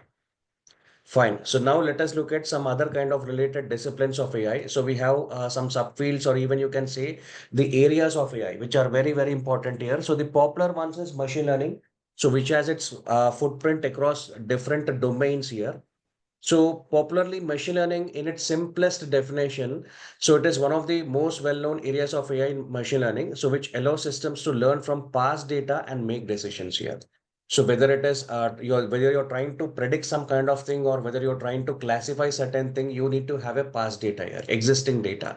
Only then you can come up with such kind of things here. So a machine learning model can understand only from the existing data, try to identify the patterns inside that one, and again come up with the best solution possible here. So this is what is machine learning. And again, deep learning. So it's a powerful branch of machine learning which uses neural networks to tackle some of AI's biggest challenges, from image recognition to game playing AI. So for example, deep learning is used in cases, it is an advanced form of machine learning. So especially in identifying certain objects here. For example, even in the case of Tesla car also, it identifies certain objects there while traveling. Okay. So that is again some kind of deep learning algorithm. I mean, advanced deep learning algorithm they'll be implementing here. Okay. So it's a specialized branch of machine learning. So which uses neural networks. Now, for example, if you I mean, see, human brain as the concept of neurons, guys. Now if you look at I mean, right from our childhood days we are being trained continuously, right? For example, when you were a child actually, and when you were learning for the first time, right? I mean, our parents, I mean, so I mean, whatever things they train us, right, they feed it continuously to our brain actually. For example, if you have to identify what is apple and what is mango, right, you have to continuously train, right? We have been A for apple, A for apple, A for apple, so we have been trained in such kind of way actually.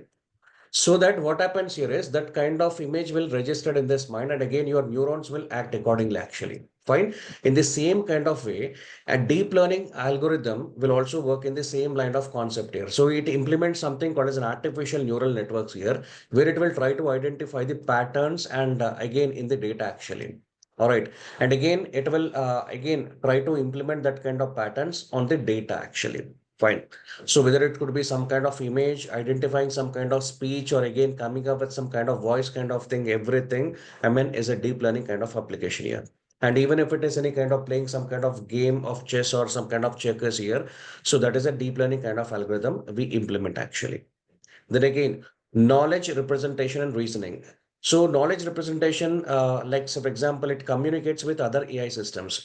So AI also needs a way to process and apply logic, which is where knowledge representation and reasoning coming. This area helps AI systems understand information and make smart decisions here. Sometimes what happens is it depends upon some other kind of systems in order to, I mean, understand here. For example, if you take the case of some kind of things like I mean, for example, what I could say is a robot which is trained in a specific domain or an area actually. Okay. So it has to first of all identify its environments here actually. Fine. Then try to understand the data in that particular environment here. Then accordingly, it has to apply some kind of implementation of AI. So this things comes under knowledge representation, because knowledge representation is something which is actually not only implementation, but again, before implementation, it has to also learn certain patterns here. All right. Again, robotics here. So robotics brings AI into the real world, allowing machines to interact with their surroundings here. Example, robotics working in warehouses and manufacturing industries here. All right. So, I mean, here robotics, I mean, for example, how they work here is they will be given certain task here in order to perform certain task here. So in order to perform its task, right, it will be actually trained on that particular task multiple times here.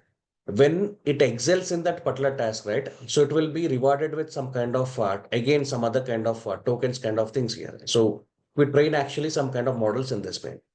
Fine. So especially this kind of robotics are employed in some kind of industrial applications like I mean manufacturing units or in some kind of warehouses kind of applications here.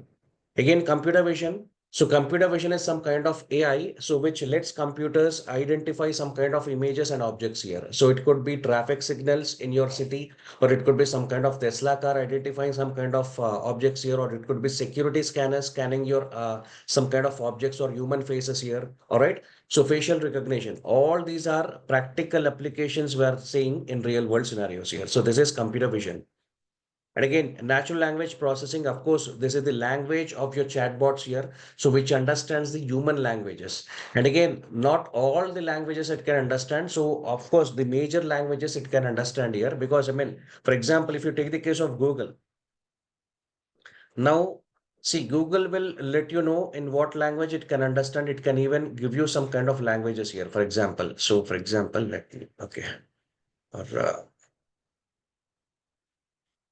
I'll show you somewhere.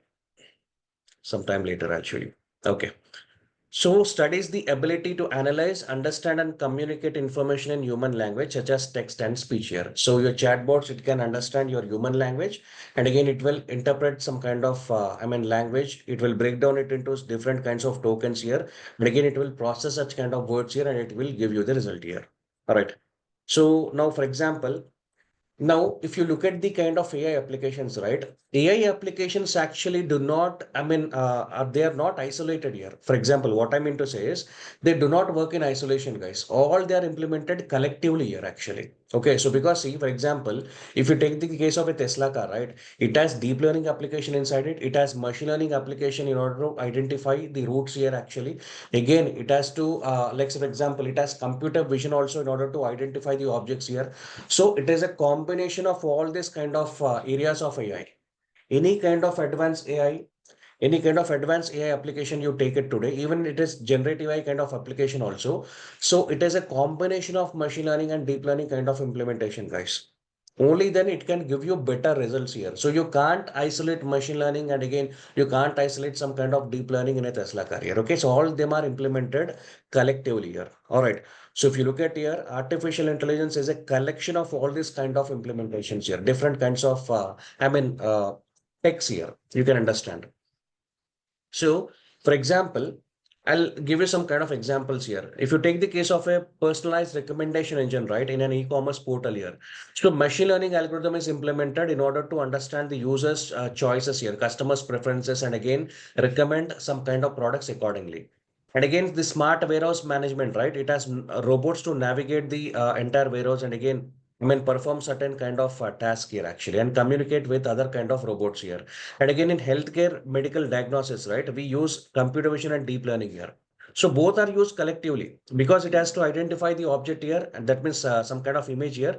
Deep learning will again try to identify the patterns in the, like, so for example, the kind of data it has actually, and again, it will recommend some kind of, I mean, it will come out with some kind of detections here, whether a patient is likely to get some kind of disease or not actually. Again, smart voice assistant at home uses natural language processing and deep learning to communicate with us actually. Okay. So, I mean, see, these are all the real-time applications, right? And again, if you see any kind of real-time application, AI application you take it, there is multiple AI involved in that one, not just single implementation of AI. So AI doesn't exist in a vacuum. It deeply connected to other fields as well. So one of its closest allies is data science, which focuses on extracting insights from data. All right. So data science is nothing alien to AI actually. So it is collectively AI and data science both collectively work together, guys. Fine. Data science. What is data science here? The science of, like for example, extracting meaningful insights from data. So in this particular extraction, right, we apply different statistical approaches and different kinds of algorithms as well. Again, we come up with some kind of machine learning models on the data actually in order to come up with some kind of insights here. So that is data science. So you could think it is collectively some kind of, all the fields submerged here actually. All right.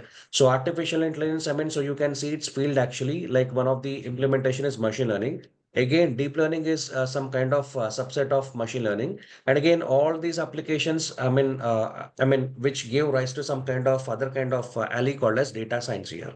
All right. So you can understand it as some kind of interdisciplinary field, guys. All right.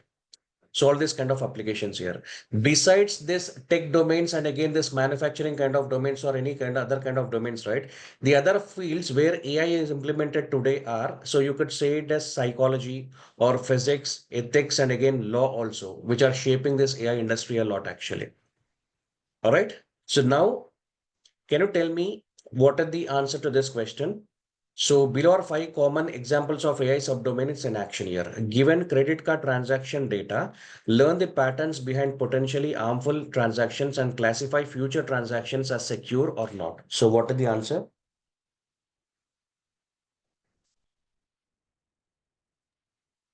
Deep learning.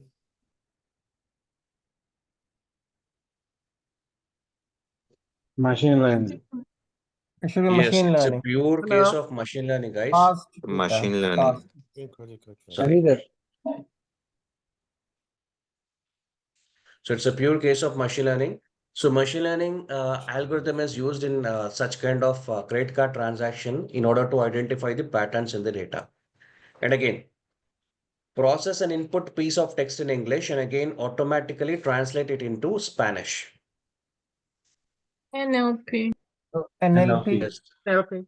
So it's a case of natural language processing kind of systems here, NLP, also called NLP. So which is the backbone of your chatbots here. Again, log into your personal laptop by placing your finger on its fingerprint detector. Computer vision. Why can't it be deep learning?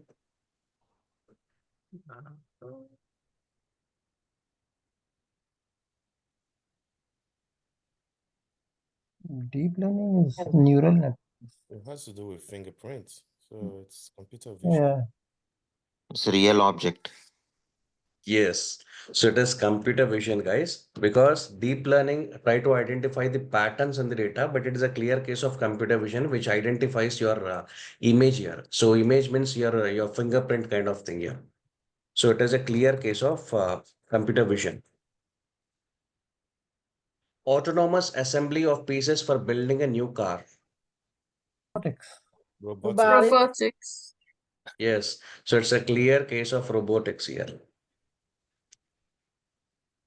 And again, represent concepts and instructions to play chess in a way that the computer can understand and reason about. Learning. Knowledge Deep learning. representation. Deep learning. Deep learning. With patterns. Deep learning. Yeah. Oh. Knowledge representation.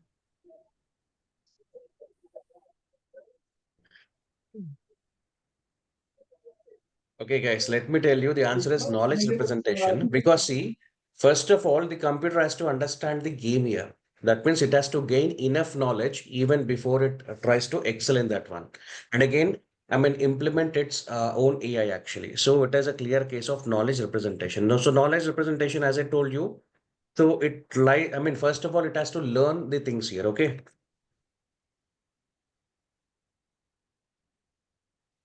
Knowledge representation. Then so a smart farming scenario, AI is transforming even industries as unexpected as agriculture. A smart small farming firm wants to develop an AI powered solution consisting of, can you tell me the kind of stuff here. For example, for your understanding, let me put down here in this place here. Okay, so I'll fine.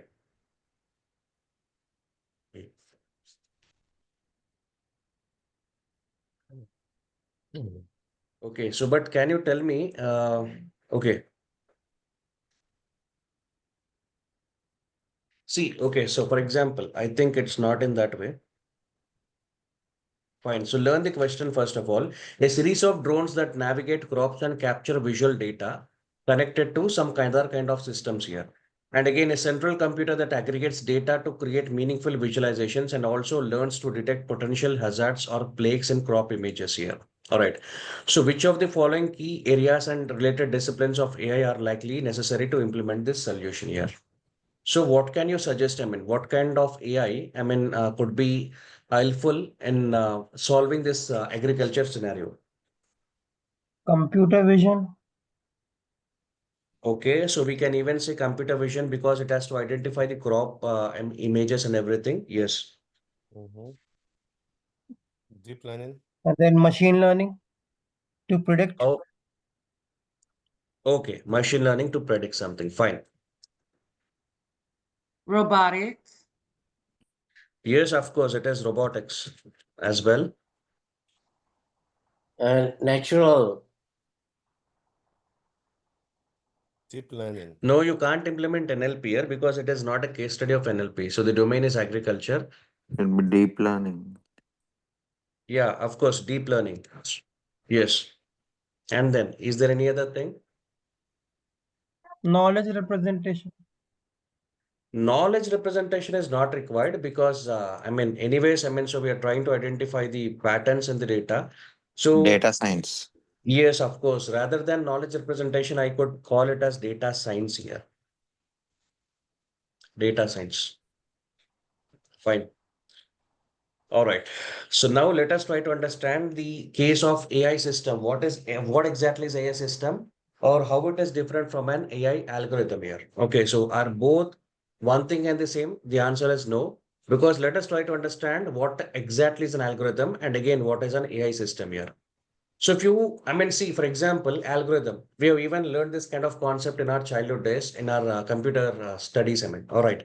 An algorithm is a set of computer instructions which is designed to perform a particular problem or to solve a particular task here. So it is being fed with some kind of inputs here. And again, it processes such kind of data here. Which based on the inputs that has been fed, and again, it comes out with some kind of output here. So, for example, you could think of an algorithm in your daily life as, for example, take all the ingredients here, fine, which are, again, process such kind of ingredients here, and again, come out with some kind of special recipe here, actually. All right. So, for example, the output could be some kind of banana bread here. Fine. So, for example, what I mean to say is now, in order to prepare this kind of recipe or this kind of dish, right? So, what you do, you first of all gather all the ingredients here. Required in order to make that particular dish here. And again, what you do, you follow the process here. So first of all, what has to be done here? What kind of process involves? Step-by-step instructions here. So first you mix all of them here. Again, you perform certain things here. Finally, prepare this kind of, dish here actually. So algorithm also perform the same kind of thing. So first of all, we feed some kind of instructions to as input to it actually. Then it processes certain kind of data in such a way. And again, it comes up with some kind of output here. Now, if you try to understand an AI system, right? AI system is nothing but we actually use different algorithms in an AI system. All right. AI system infrastructure and components needed to implement and deploy AI algorithms in the real world here. So that means AI system is nothing but it is the infrastructure and the components which are required to implement AI algorithm. Fine. So now it has a lot of examples here. So in real time examples also, we are able to see this kind of systems here. You can understand this by, like, say, for example, let me give you some kind of example here. Now, for example, let me tell you in a simple way. All right. So for example, let us try to understand in this way. I want to perform some kind of prediction on some kind of data here. I have some kind of sales data with me. I want to come up with some kind of predictions on the sales data, like what could be the sales in next month here. Now, in order to perform that kind of analysis, right? First of all, what is the input data here? All the existing data that I have actually, and what is the process here? Now I have to implement certain kind of machine learning algorithm on that kind of data. What is that machine learning algorithm? It could be anything. I'm not naming it actually, but again, how does the algorithm work here? So it prepares the data. First of all, it actually gathers and it identifies the patterns in the data, and then it identifies some kind of, for example, whether it is having any kind of consistency or any other kind of things in the data. It will come up with all such kind of process, and finally it will apply that patterns in the data on the test data actually, some kind of unknown kind of data. Then it will come out with some kind of output here. So this is the entire process that an AI system actually implements here. So AI system, you could think of like implementing an AI algorithm in different ways here. But again, you need to have the supporting underlying hardware and software kind of configuration, or you could even say it could be some kind of database or something. All right. So you have some kind of things here. Passenger deviceless ticket and payment scenario. A public transport firm is launching a revolutionary solution called deviceless ticket and payment. Passengers would scan their faces and top up credit in their app. Then face detectors will be installed in subway stations and passengers will be able to go through the gates and travel by just standing in front of a face detector at the gates here. Their face is then recognized by a central AI system and credit is detected once they finish the journey. Select the Select which of the following areas of and in related disciplines of AI would not be necessary for this solution. Robotics. Robotic. Yes, because see, in identifying facial recognition kind of things, you require computer vision and deep learning kind of applications here. Then again, coming up with predictions, automatically detecting some kind of, like for example, fates or something. So machine learning is involved. So robotics has nothing to do with this kind of application. So the answer is robotics here. Now, so let us try to apply the same kind of AI algorithm process or AI system process in an daily life pizza AI system here. All right. So a pizza chain plans to build an AI system to predict stock availability for toppings and optimize store revenue while reducing food wastage due to toppings degradation. As the AI project leader for this initiative, your first task is to classify the following cards as the inputs, process steps, or outputs for the predictive algorithm under this AI system here. So these are all the options here. Now you need to identify which comes under input, which comes under processing, and again, which comes under output here.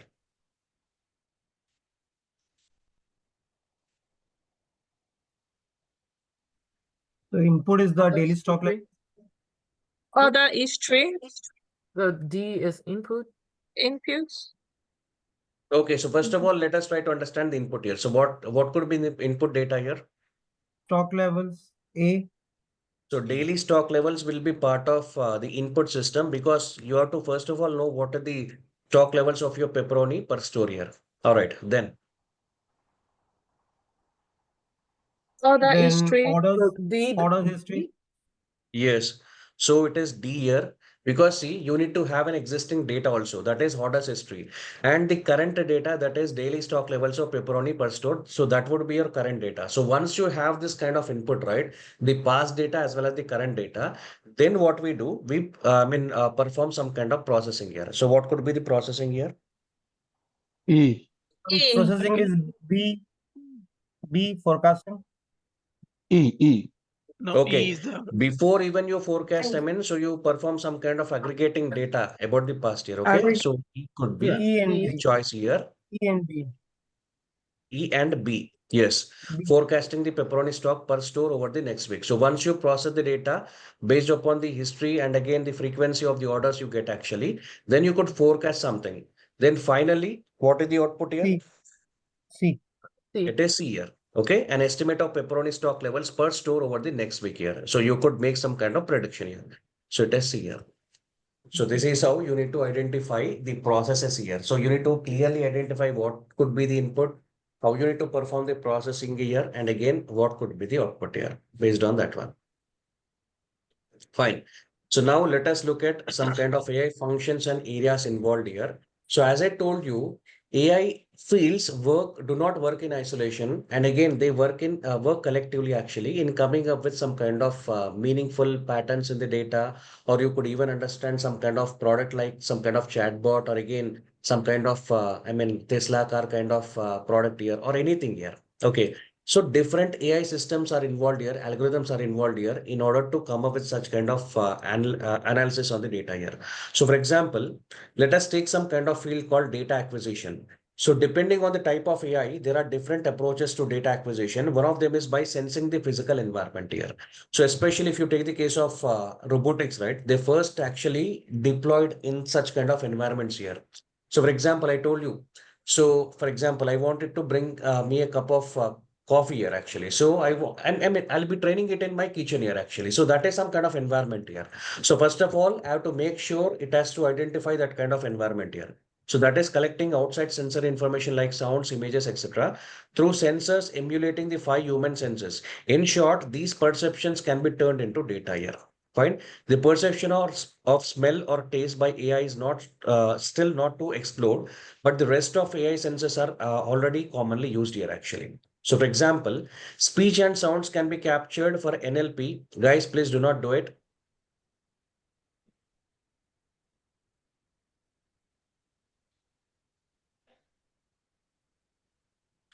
All right. So if you take the case of NLP kind of applications, right, here speech and sounds are captured actually. Okay, so in order to identify the human kind of voice, and again, like for example, identify certain, classify certain kind of voice here actually.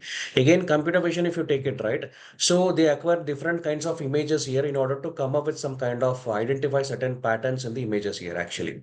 And again, in the field of robotics, right, robotics and sensor networks like IoT systems, sensing the environment is particularly common, be it perceiving temperature, touch, motion, and gravity, to name a few here. All right. So that means what I mean to say is, see, your AI systems actually works with some kind of human-like kind of behaviors here in order to come up with certain kinds of outcomes here in certain fields here, not in all the fields here, in certain fields here. So now, for example, if you look at the case of data acquisition, right? So we use NLP and audio to capture speech and sounds here, because NLP is the kind of backbone of your chatbots here. So first of all, if your chatbot is able to understand your speech, right, it has to identify the human voice also, how the human voice could be actually. Fine. So because see, human voice would be something different from some kind of animals here. Fine. So we speak something, we say something actually. All right. So it has to identify that particular thing here. Okay. Again, computer vision here. Computer vision, for example, it need to identify certain images here. All right. Guys, just give me a minute.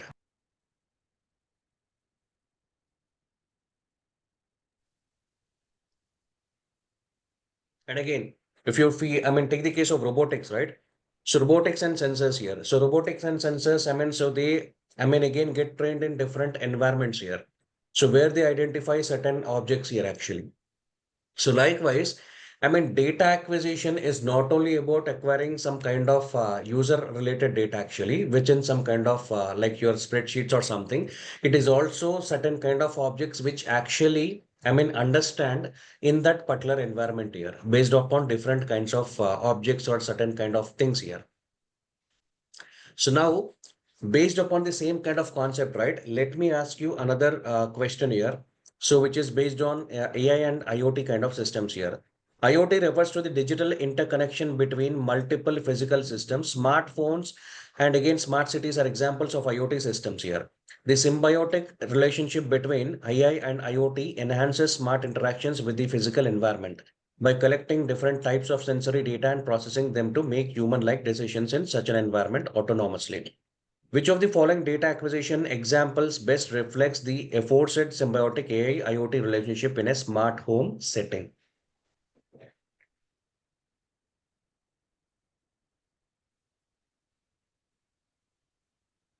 Out of all the options, right?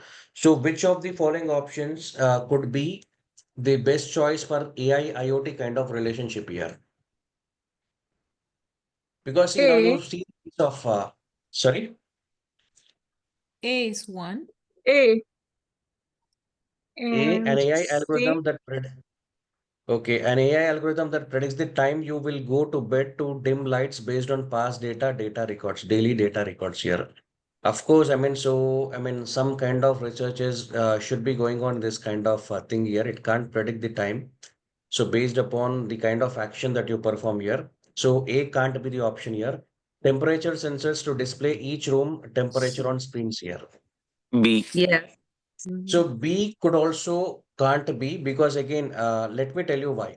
Because see, temperatures you already have certain devices here. Of course, but that again doesn't comes under some kind of IoT kind of relationship here. So temperature and ultrasonic sensors to detect people's presence in rooms of the house and regulate room temperature accordingly. Because see, if you look at the That's option D, correct. right, Mm. it is not, let me tell you, an accurate solution here.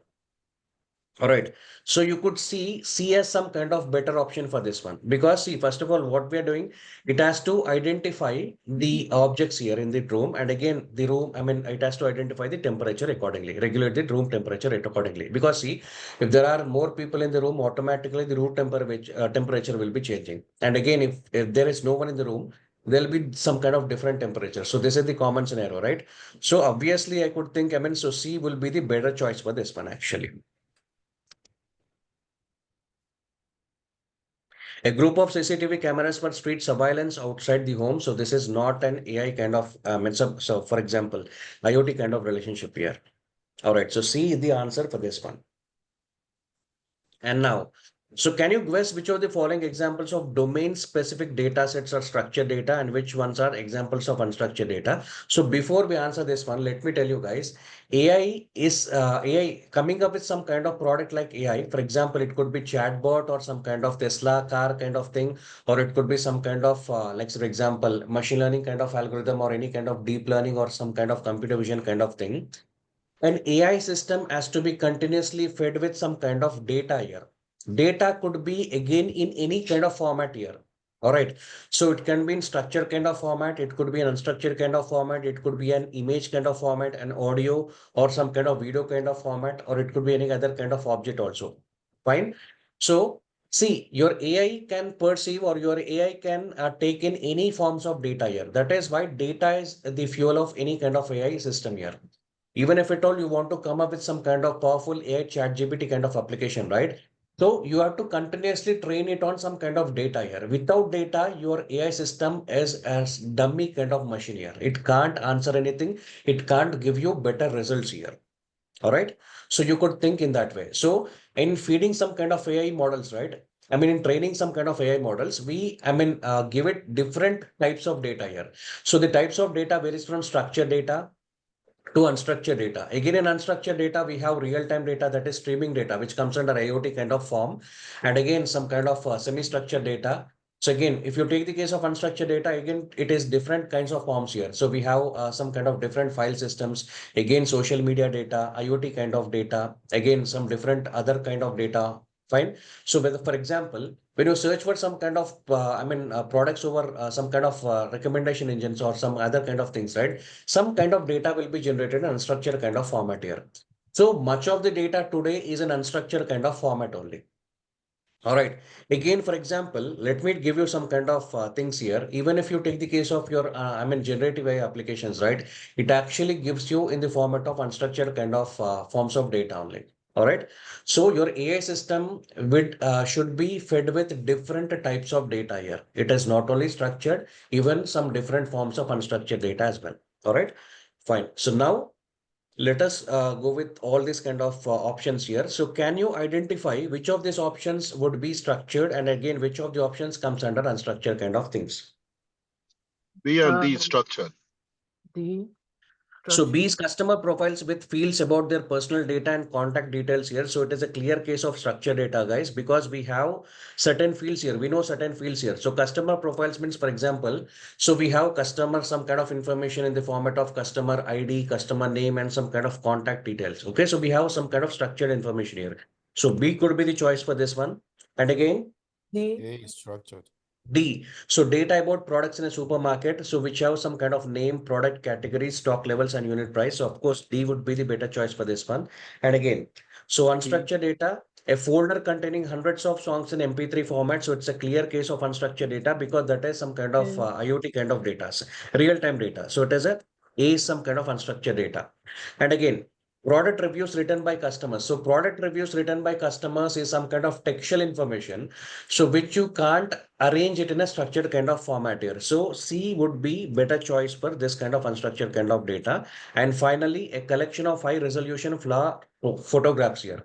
So photographs means it is some kind of images here. So which is not a structured kind of data. It comes under unstructured kind of format here. So E would be the choice for this one. All right. So now, which AI field specializes in teaching computers to learn from data, recognize patterns and make predictions without needing to be explicitly programmed for every task? Machine learning. Yes, it is very simple. It's machine learning, guys. So because see, computers or machines learns from the data and identify the patterns and comes up with some kind of predictions here. So it's a clear case of machine learning. All right. Then starting with the earliest step at the top, sought to show how AI helps a voice assistant understand and respond to a user here. So we have options here. Fine. So you need to arrange them in proper order here. So which option comes first?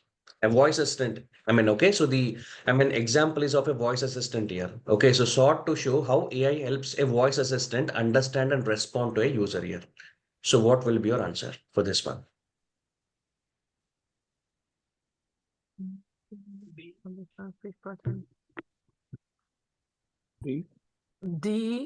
C, sorry. A. First option would be A, obviously, because see, the first option is it need to interpret and understand the user's spoken or written words, right? Because see, the first thing what we do, guys, we ask it some kind of question, right? So how do you ask it some kind of question? Either you, speak to it, or else you will type some kind of words here. So that will be your first choice. A is the first choice here. Yes. C.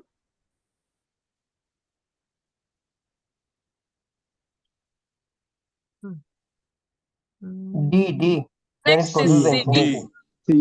D. Yeah, so it's a D because see, knowledge representation and reasoning, AI processes the information and returns the best response here. All right.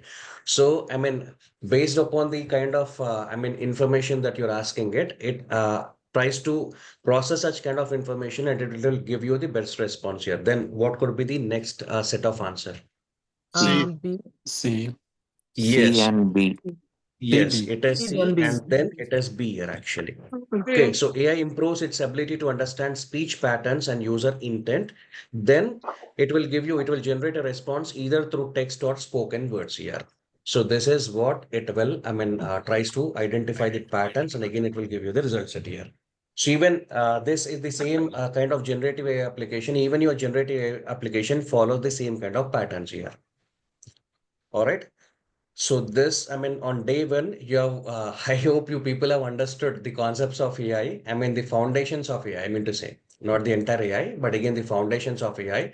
So we have, in this, on day one, so we have looked at all the different kinds of things here, like what exactly is AI. Of course, we have understood the popular definitions of AI from two legendary kind of people, Alan Turing and John McCarthy. And again, then we have understood the, different disciplines of AI, and again, its use cases and limitations as well. And then again, what are the different kinds of real-time examples also we have understood. And again, we have even understood like what is an AI system and an AI algorithm here. All right. So finally, we are done with all this kind of concepts, guys. So what is AI? The concept of AI from Alan Turing and John McCarthy. AI was computer science here.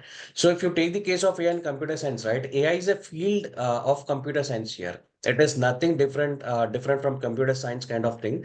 So it is a branch of computer science, I can tell you. All right. So types of AI, we have even understood like what is narrow AI, artificial general intelligence, and again, artificial super intelligence. So what exactly AI can do? What are the limitations of AI and what it can do and what it can't do? And again, the use cases of AI, and again, the limitations of AI, areas and disciplines of AI, the AI systems, and again, AI algorithm, AI functions and areas involved here. All right, with different examples I've given you. I hope you got some better understanding of all the kind of things here about on the day one here. So I hope you people have got some kind of better understanding of all this kind of things here. So on the foundations or the basics of AI. So yet, I mean, so we are yet to, I mean, travel a lot in our journey. So again, let me tell you one thing. I'll assure you, I'll put down the same similar kind of things in other kind of areas also, like whether it could be programming or any other kind of stuff also, so that you people can understand in a much simpler kind of way. And again, you can excel in this kind of field as well. So trust me, guys. And again, as I told you, I'll also show you some different kinds of things here. Of course, if you look at today's kind of scenario, right, AI is the forefront of, I mean, kind of jobs. I mean, in the case of job generation or something. So whether you take it any kind of, I mean, country you are into actually, any kind of region, any part of the globe you're into. All right. So AI is the topmost kind of thing, guys. So recently, we had this World Economic Forum, right, in the month of January. So they have given this prediction here. So which of the skills would be the, I mean, skills of the future? And again, so which are the fastest growing skills by 2030? So AI and big data are the two kinds of areas. I mean, so they are at the top of this kind of field here. And again, so you can see the businesses expect big data and AI to drive job growth here. So this has been given again by World Economic Forum here. All right. So you can be rest assured. I mean, because it is the tech of the future, actually. I mean, for example, again, let me tell you something. So AI has its impact in almost all different kinds of domains today, as I told you. Fine. So you can have a lot of jobs in this kind of field once you master this kind of concepts here. So whether you can be it in some kind of automotive kind of industry or any other kind of things here. That is why we require people from different backgrounds here. Even if you know programming, even if you do not know programming, even if you're from psychology, science, or any other kind of student, you can still learn AI, guys. All right. So because AI is not related to only one specific kind of domain. AI is some kind of technology which can be implemented in different ways in different kinds of domains here. All right. So you can, I mean, learn AI and again, you can implement different kinds of solutions here. You can come up with different kinds of solutions in your in specific domain here. Now, let me show you some AI. For example,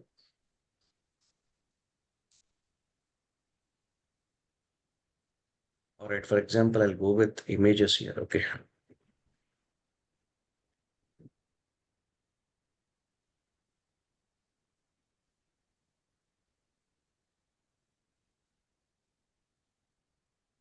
Actually,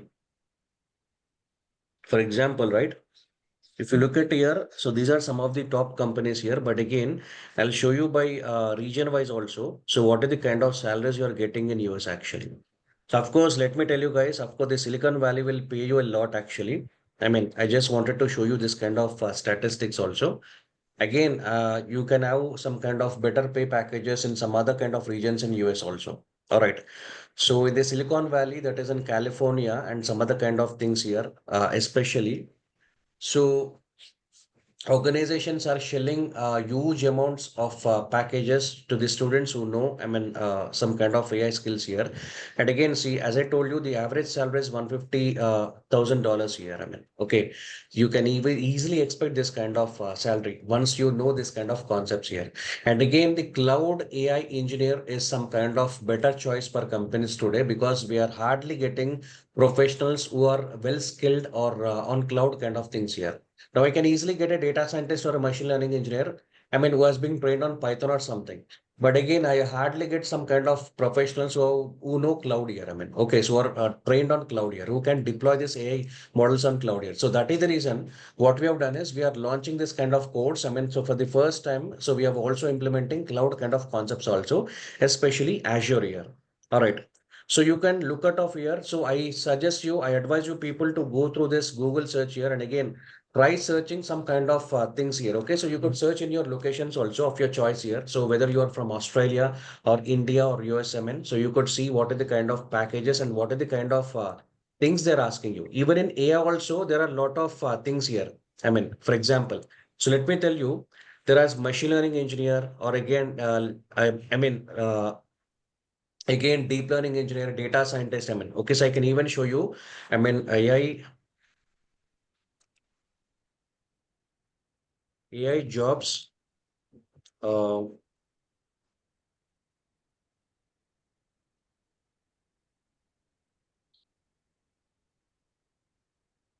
different AI jobs here. So let me tell you, so there are some kind of jobs here. I mean, you can see, for example, of course, see, I mean, for example, if you take this kind of image, right? AI has its huge, vast kind of, I mean, kind of concept, guys, actually. Okay, so it is not restricted to only machine learning kind of thing here. So, for example, now we are working as some kind of research scientist here. So this kind of AI is something different. We will be focusing on autonomous systems here. Autonomous systems in the sense we at Microsoft, what we are doing is, so we are trying to identify some kind of things. I mean, by applying some kind of AI. Of course, it is some kind of research which is going on. So we are conducting some kind of AGI kind of practices here, artificial general intelligence. So autonomous systems like your Tesla car, and again some kind of I mean space kind of rockets. I mean, how can we use some kind of AI in order to perform some kind of advanced systems here? Okay, so that is the kind of research we are actually performing. Again, apart from that one, you could easily, I mean, set it your, I mean, you could easily get some kind of job as an analytics AI engineer, AI analytics engineer also, as a data scientist or a machine learning engineer after learning this kind of course here. All right. So, I mean, right now we are working in the field of this AI research scientist actually. So likewise, you have different set of jobs here, guys, in AI. So once you master this job, I mean, once you master these concepts, right, let me tell you, you can apply for different kind of roles here. So the target roles also I've given you in this some kind of contents here. I'll also post this kind of contents over Google Drive. You can watch this kind of recording and again this kind of contents here. And again, I'll also, so if you people require this kind of notes, I'll also upload this kind of notes as well. So it's again up to you. So likewise, what I'm telling is, so today what you people do is, so start searching some kind of jobs in your location. So what kind of jobs you have actually, and what kind of things they're asking you, especially machine learning kind of roles are a lot actually. So again, let me tell you,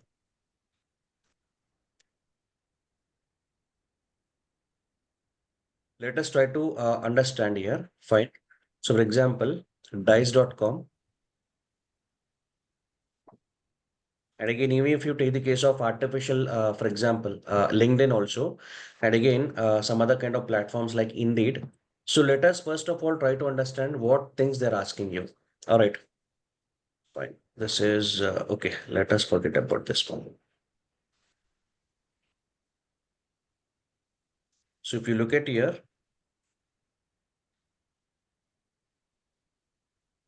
so this is Louis Vuitton, and again, let me tell.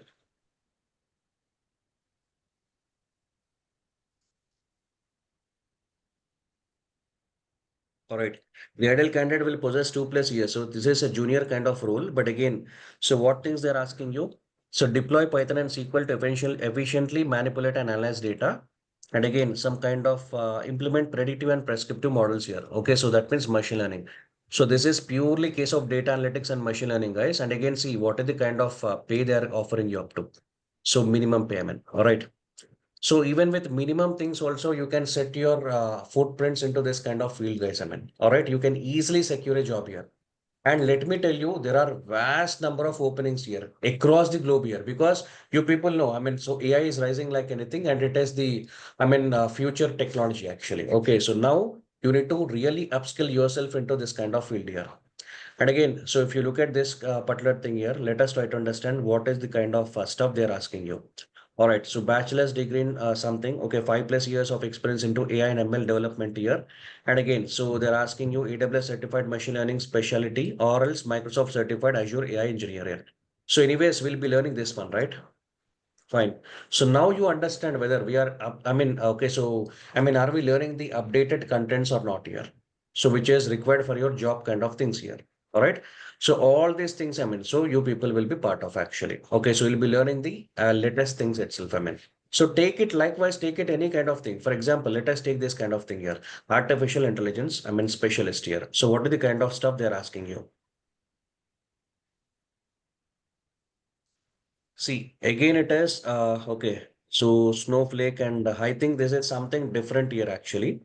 Okay, so these things are again, they're asking you AI. Of course, they're all, I mean, AI Python is okay. Again, SQL also. But again, they're also focusing on some kind of Snowflake kind of thing. So it is some kind of ETL and ELT kind of tools. So this job is something different here. Machine learning engineer. So you need to know certain machine learning kind of roles here. I mean, okay, so what would you do? I mean, again, so what kind of things you would be learning here? Okay, so I mean, again, so all the things, I mean, so we are learning, guys. I mean, when you take it any kind of thing here, you can apply for data scientist, machine learning kind of roles, and AI engineer kind of roles as well. All right. So you will be qualified for almost on most of the jobs here. Machine learning is your target job. Again, data scientist is also your target job, guys. So what I mean to say is, so as I told you, right? I mean, you'll be getting this two kinds of things here. For example,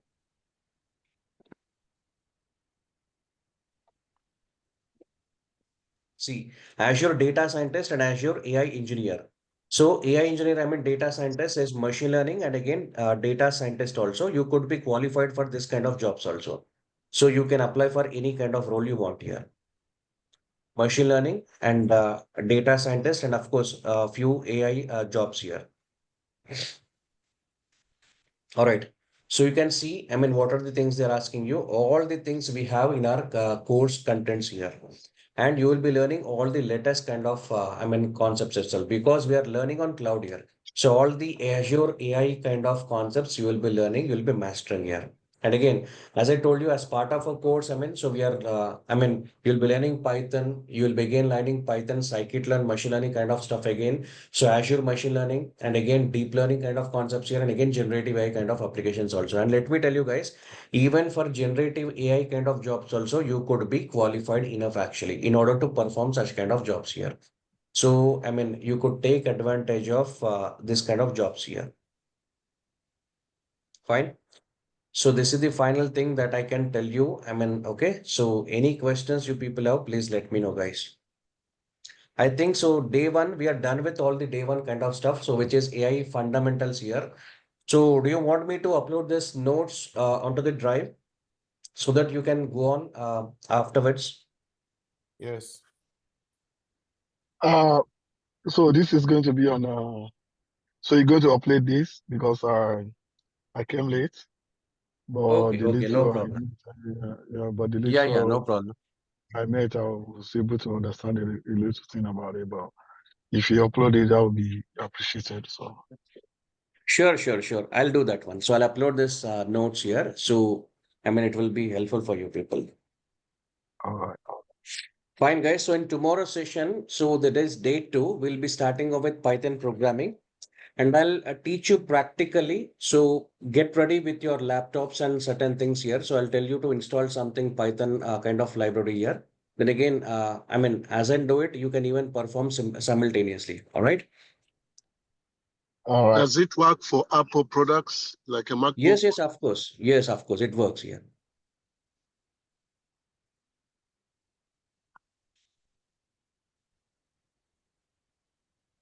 Sorry, what time is the class? Eastern time? The same time, please, same time, guys. And okay, so in what ways can we use AI to improve quality of product here? Let me tell you, in product engineering or in product domains, right? Especially now we gather different user kind of reviews here accordingly. I mean, before we even launch some kind of product in the market, actually, fine. So right from like say, for example, some kind of product designing and again product implementation, right? Before even you release in the market, right? I mean, a product goes through different phases here, actually. All right. So because again, in order to launch a product, right? I mean, so we go with some different kinds of UI and some kind of UX kind of phases also. So AI can help you in designing such kind of product roadmap actually, or in some kind of product, like so for example, blueprint here, and again, I mean, certain kind of product implementation also. In all those kind of activities, I mean, AI is implemented today in product engineering kind of things here. Pradeep, yes, of course, programming knowledge is required. But again, as I told you, learning Python is simple only. It is not like your C, C++ or Java, where you require complex coding. So Python is very simple to learn. Okay, so why is there not SQL in the syllabus? Guys, let me tell you. Actually, I mean, your AI ML stuff heavily focuses on Python and some kind of statistics kind of part here. So that is why these are the stuff we have included here. Okay, so of course, even if you want SQL, I'll tell you how to learn SQL. Tomorrow I'll give you that instructions. Okay, so from where to learn SQL, and again, so SQL is also very simple. I'll tell you that part. Because any university or any kind of contents you take it, a SQL,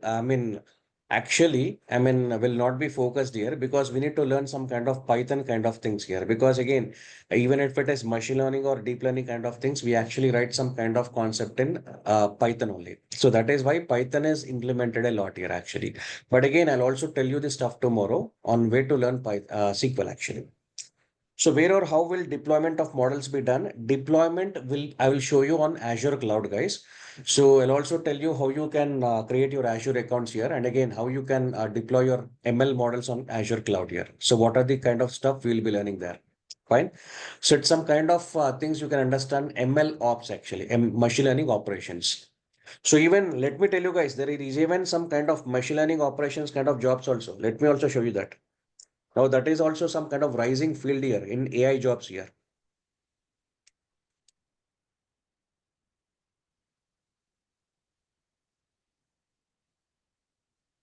Fine, let me tell you. MLOps engineer is also some kind of new kind of job rising now. Okay, so which is gaining lot of demand now. All right.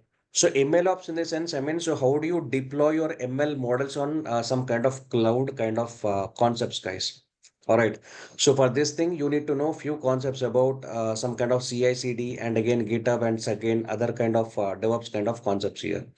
So if possible, I'll show you one such kind of case study on how this model deployment is done, end-to-end model deployment using some kind of DevOps kind of concepts here. So we'll learn it later. But again, this is also some kind of good emerging field from the regular ML kind of jobs here. Yeah. Are we going to build an AI agent? No, Yon. So AI agent is not part of this one because see, for AI agent, right, you already need to know what is machine learning and deep learning kind of practices here. So only then you can train an AI agent here in order to perform a particular task here.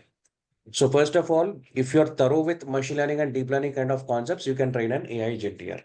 So our focus is especially, our course, especially focused on learning ML and DL here. So once you know that one, you can step onto this kind of field here. So AI agent, if you ask me, is an advanced level of AI. So that is not part of our course here, and I do not recommend it as of now.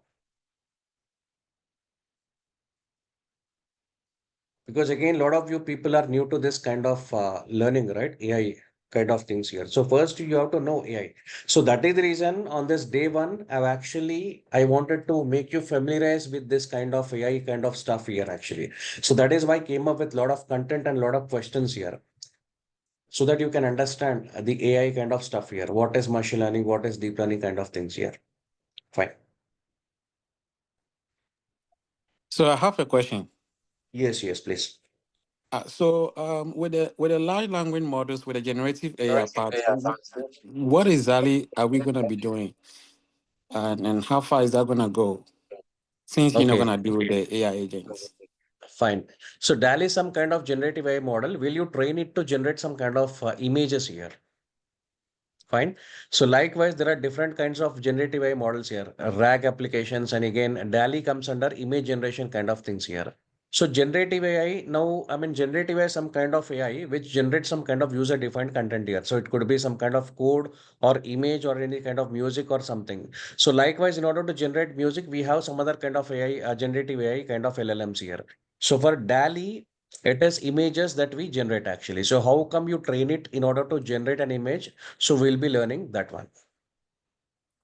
So I want to ask: is it really just we're gonna just build the model, or we're gonna understand how the model is being developed? So I mean that's starting from transformers and how transformers eventually became the power of all these LLM, and then it's gonna lead all the way to RAG. Before you get to RAG, there's so much you got to do before you get to RAG. But if you really gonna jump to RAG, then there's so much gap knowledge that may not be there. And if you're a new person, then that means you probably will learn but still don't understand what you're doing. You get what I mean? Yes, yes, of course. I understood your question. Thank you for this question.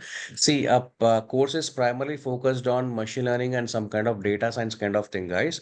When it comes to the case of generative AI, so generative AI is some kind of basic implementation, I'll tell you, because generative AI, again, there is a lot of implementation on that one. So as you told, RAG is some kind of advanced kind of generative AI applications where you have a lot of things to do here. So I would advise you people not to step your footprints as of now because you need to learn a lot of things there actually, even before you can develop some kind of RAG model or some kind of things here. So basic kind of generative AI application, how you could use some kind of transformers and how you could, use some kind of LLM models here. So those will be our part here. So that means the class is particularly meant for machine learning and deep learning. That is it, Yes, right? machine learning, deep learning, and data science kind of thing. So meaning the generating AI part is limited. I mean, based on what you are saying, because I know if you have to do RAG, there is so much you got to learn before even you get to RAG. So if that gap knowledge difference is not really there, I don't think it's gonna help a beginner because you cannot jump to RAG and doing DALI when you don't even understand how these models even came about and how these models are being developed to that level. That's what I mean. So if it is meant No, no, for no. machine learning and deep learning, then that makes sense to me. But generating AI is the reason why I'm trying to join, and the confidence is not there for me right now. See, let me tell you guys, see, generative AI, in order to learn generative AI, as I told you, you require enough stuff on machine learning and some other kind of areas here. So because see, directly if I jump to some kind of rank and if I tell you something, right, the concepts will bounce like anything actually. You can't even understand anything. So that Right. is why I told you, the beginner kind of concepts I'll tell you in generative AI, not the advanced level concepts like RAG models or some kind of, see, again, I'll also explain you what is a RAG there. I'm not skipping any kind of content here, but again, in detail kind of applications, right? The kind of depth, whether if you are looking, right? So let me tell you, might be we might even launch a separate generative AI kind of course there. So there I will tell you exactly what can be done here. But again, using some kind of existing models, right? On Azure Cloud, we have OpenAI kind of service here. So using that service, how you can develop this kind of generative AI applications, I will tell you that one. But again, so as per your question, right? So you're asking something right from scratch, how you can develop some kind of generative AI LLM itself. So that is some kind of advanced part here. Okay, so because in order to develop such kind of advanced applications, you first of all need to have some good enough knowledge on machine learning and some other kind of areas here. All right. So initially, I would not suggest you to go for such kind of applications, guys. Only when you have enough kind of experience or learning in this kind of concepts, right? I would suggest you to go for that kind of things. So that is why some other kind of person, so he has asked me about AI agent here. AI agent and this racks are some kind of advanced level concepts here. All right. So in order to train an AI agent or in order to build an AI agent, right? Okay. So you require a lot of stuff here. All right. So, this course would not cover any AI agent kind of things here because we are focusing, our main intention is to, step you or help you land a job in AI. Either through machine learning or data science related kind of jobs here. Of course, generative AI, there are different set of jobs in generative AI as well. Okay, so if you take the case of generative AI, even, some companies are asking you whether you could develop an LLM itself. So even there are companies, so which are asking using an existing LLM, can you, make out some kind of analysis and again, train up some kind of data or something. So that would be our focus of interest here. So Okay, using an existing, yes. I understand, but because I really want to learn the generating AI, is there any way you can give a pipeline of the whole program? Because with the part of the generating AI and DALI, there's really no info. I mean, the generating AI part, there's really no information about it. Can you give a pipeline so that we know what we're gonna study, and then the missing information that we got to look for ourselves? So if there is a chance you could give a pipeline flow for the whole program, then we could know the missing gap that may not be there, and then you're gonna look for it. All right, all right. Okay, so let me also come up with this kind of thing. Okay, I'll tell you tomorrow. I mean, so what we'll be learning as part of generative AI. I'll show you something. Okay, thank you. Fine. Some of the job requirements had Docker, Kubernetes, and some pipelines here. Yes, of course. I mean, so we'll be also dealing with some kind of stuff. I mean, like as I told you, right? ML ops kind of thing here. Not completely, but again, we'll show you how you can deploy some kind of things here by using those kind of stuff here. Yes, we'll be doing that one.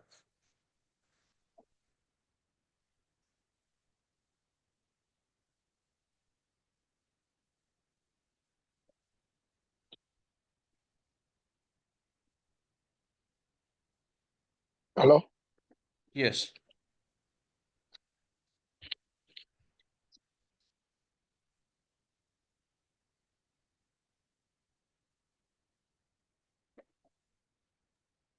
Um, quick question. Yes, please.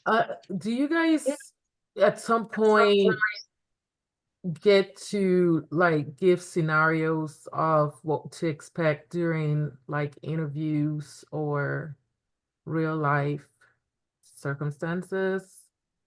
Like the type of interview questions to expect, like as you go through your teaching. Yes, of course, we do have it, right? So, I mean, from time to time, I'll tell you the real-time Okay. scenarios here. Of course, our projects are purely based on real-time concepts only. And again, once after we learn this kind of concepts, right? So we'll be moving ahead with some kind of real-world scenarios here. So what kind of Okay. questions they'll be asking you in interviews, how you need to prepare for interviews, and again, how you can, I mean, what things are required in order to crack some kind of AI jobs here. So what is that you need to answer there? I mean, I'll teach you all this kind of stuff here. Sure.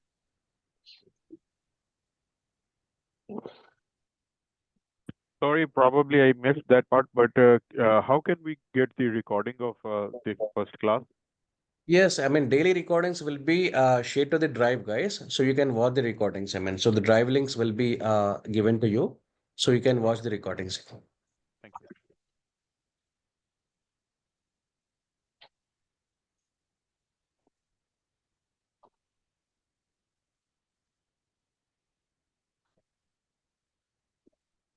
you.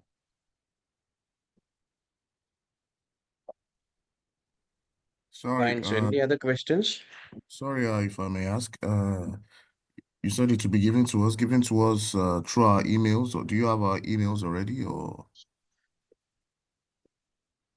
I think I need to check with Lakshmi. I hope he has some Okay, kind of Lakshmi. Oh, that okay, stuff. Yes. okay, okay, great, great. Thank you.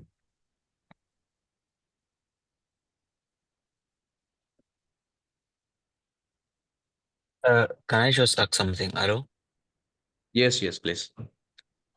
So, when I see this program, like I feel like the program is kind of lengthy for 3 months. So, seeing that we're having classes only 2 times a week, so like, are we really going to cover all this in 3 months? Because I feel like this kind of long for 3 months.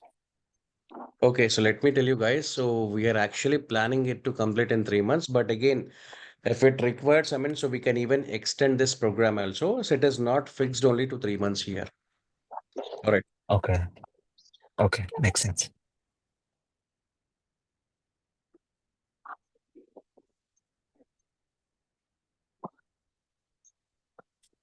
And one last thing, the projects that I see on the syllabus, like are these projects that we're actually gonna do, or like are we like actually gonna do all those projects so we can really get it? Because I feel like the whole of this tech space is really getting hands on. It's not just about just the theory, really building things and like breaking down. And so are these projects are those projects things that we're really gonna do, like work on? Yes, of course, we'll be working on those kind of projects. So like everybody will be building like the project by himself. Yes, yes, of course. I'll be showing you how to perform that one. Okay.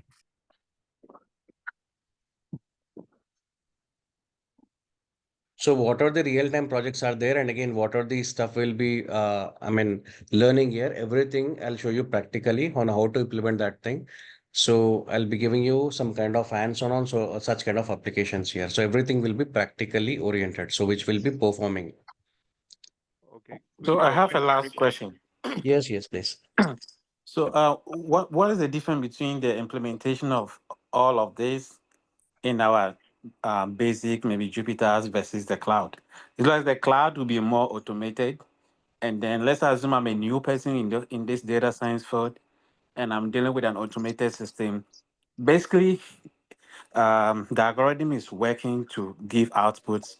I mean, a continuous output. But as a new person, I don't really understand any of this. How am I going to grasp the knowledge, the intuition, the whole theory behind this versus the implementation, how it is being outputted? Is there any way in the teaching you explain what goes on behind the scene before you do the Azure implementation, or we just going to be dealing with the implementation? All right. So let me tell you, see, implementing something, you need to understand the concepts behind that one. So I'll also explain you how this stuff works actually. So for example, if you are to predict something, some kind of data, right? So I'll also tell you the ways actually. So what exactly is such kind of concept here? How we'll do this stuff here? So I'll also teach you behind this stuff here also, some things. So but not entire some kind of deeper mathematics like some kind of PhD related kind of mathematics. But again, so the implementation part and again the behind the scenes kind of thing, right? I'll explain you this kind of concepts here. And again, the same kind of concept, how you can put that in some kind of cloud environment here, how you could train that kind of model there. And again, what are the kind of objects we have there actually. So we'll be learning all this kind of stuff here. And again, in the real time as well. So you could implement the same kind of stuff. And again, you could achieve the same kind of results here. Okay. I mean, as far as you'll be able to explain the concept behind it, that's totally fair. Thanks. Yes. A quick question which I wanted to ask. I know you will be teaching the Python also little bit,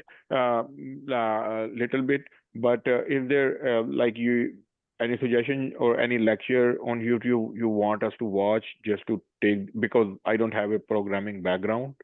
So Yeah, I'll give you those kind of stuff also. See, apart from whatever the concepts we'll be learning, right? I'll also tell you what you need to do because you'll be getting a lot of time, right? Okay, so you can watch different UI, YouTube channels kind of thing. And again, even if at all you want, you can even browse some kind of sites also. a Fine, moment. I'll even tell you about that one.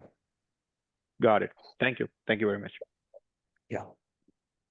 So Vamsi, like this course, this will help us with the AI ML beginner part, or it will help us with the AI ML intermediate part as well? Intermediate part as well. So you can easily secure a job as a machine learning engineer or a data scientist as well. Okay.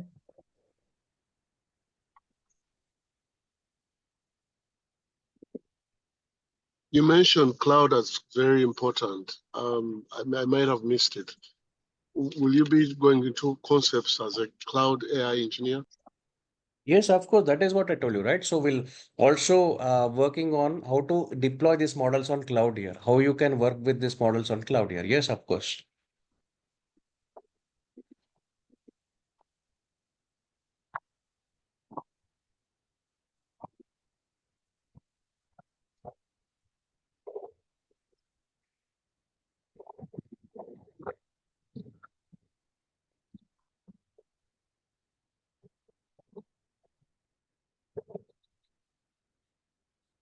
Fine. So any last questions, guys, before I wind up this session?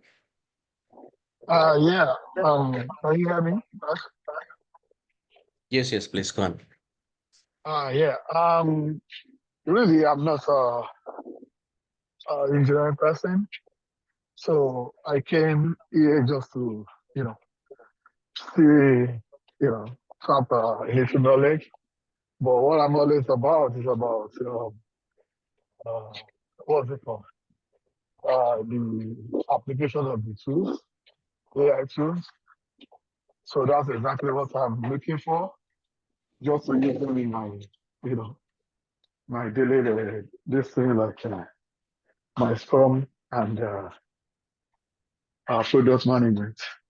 So this is not really for me. But what I'm looking for is the application of the AI tools. Yes, of course. I mean, so the application part, if you look at, right, so that is what we'll be learning all the machine learning kind of applications, and again, the data science kind of things, and again, the statistical approaches. Of course, I mean, some kind of generative AI applications. I mean, so we'll be looking all those kind of things here. Oh,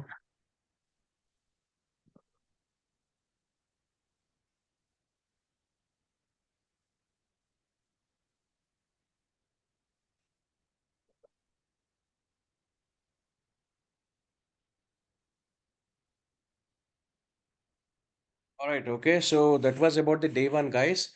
And again, so let's meet in tomorrow's session. That is day two. So where we'll be starting off with Python programming. Okay, so see you in tomorrow's session. Thank you, everyone. thank you. Okay, thanks. Thank you. Thank you. Thank you. Thank you very much.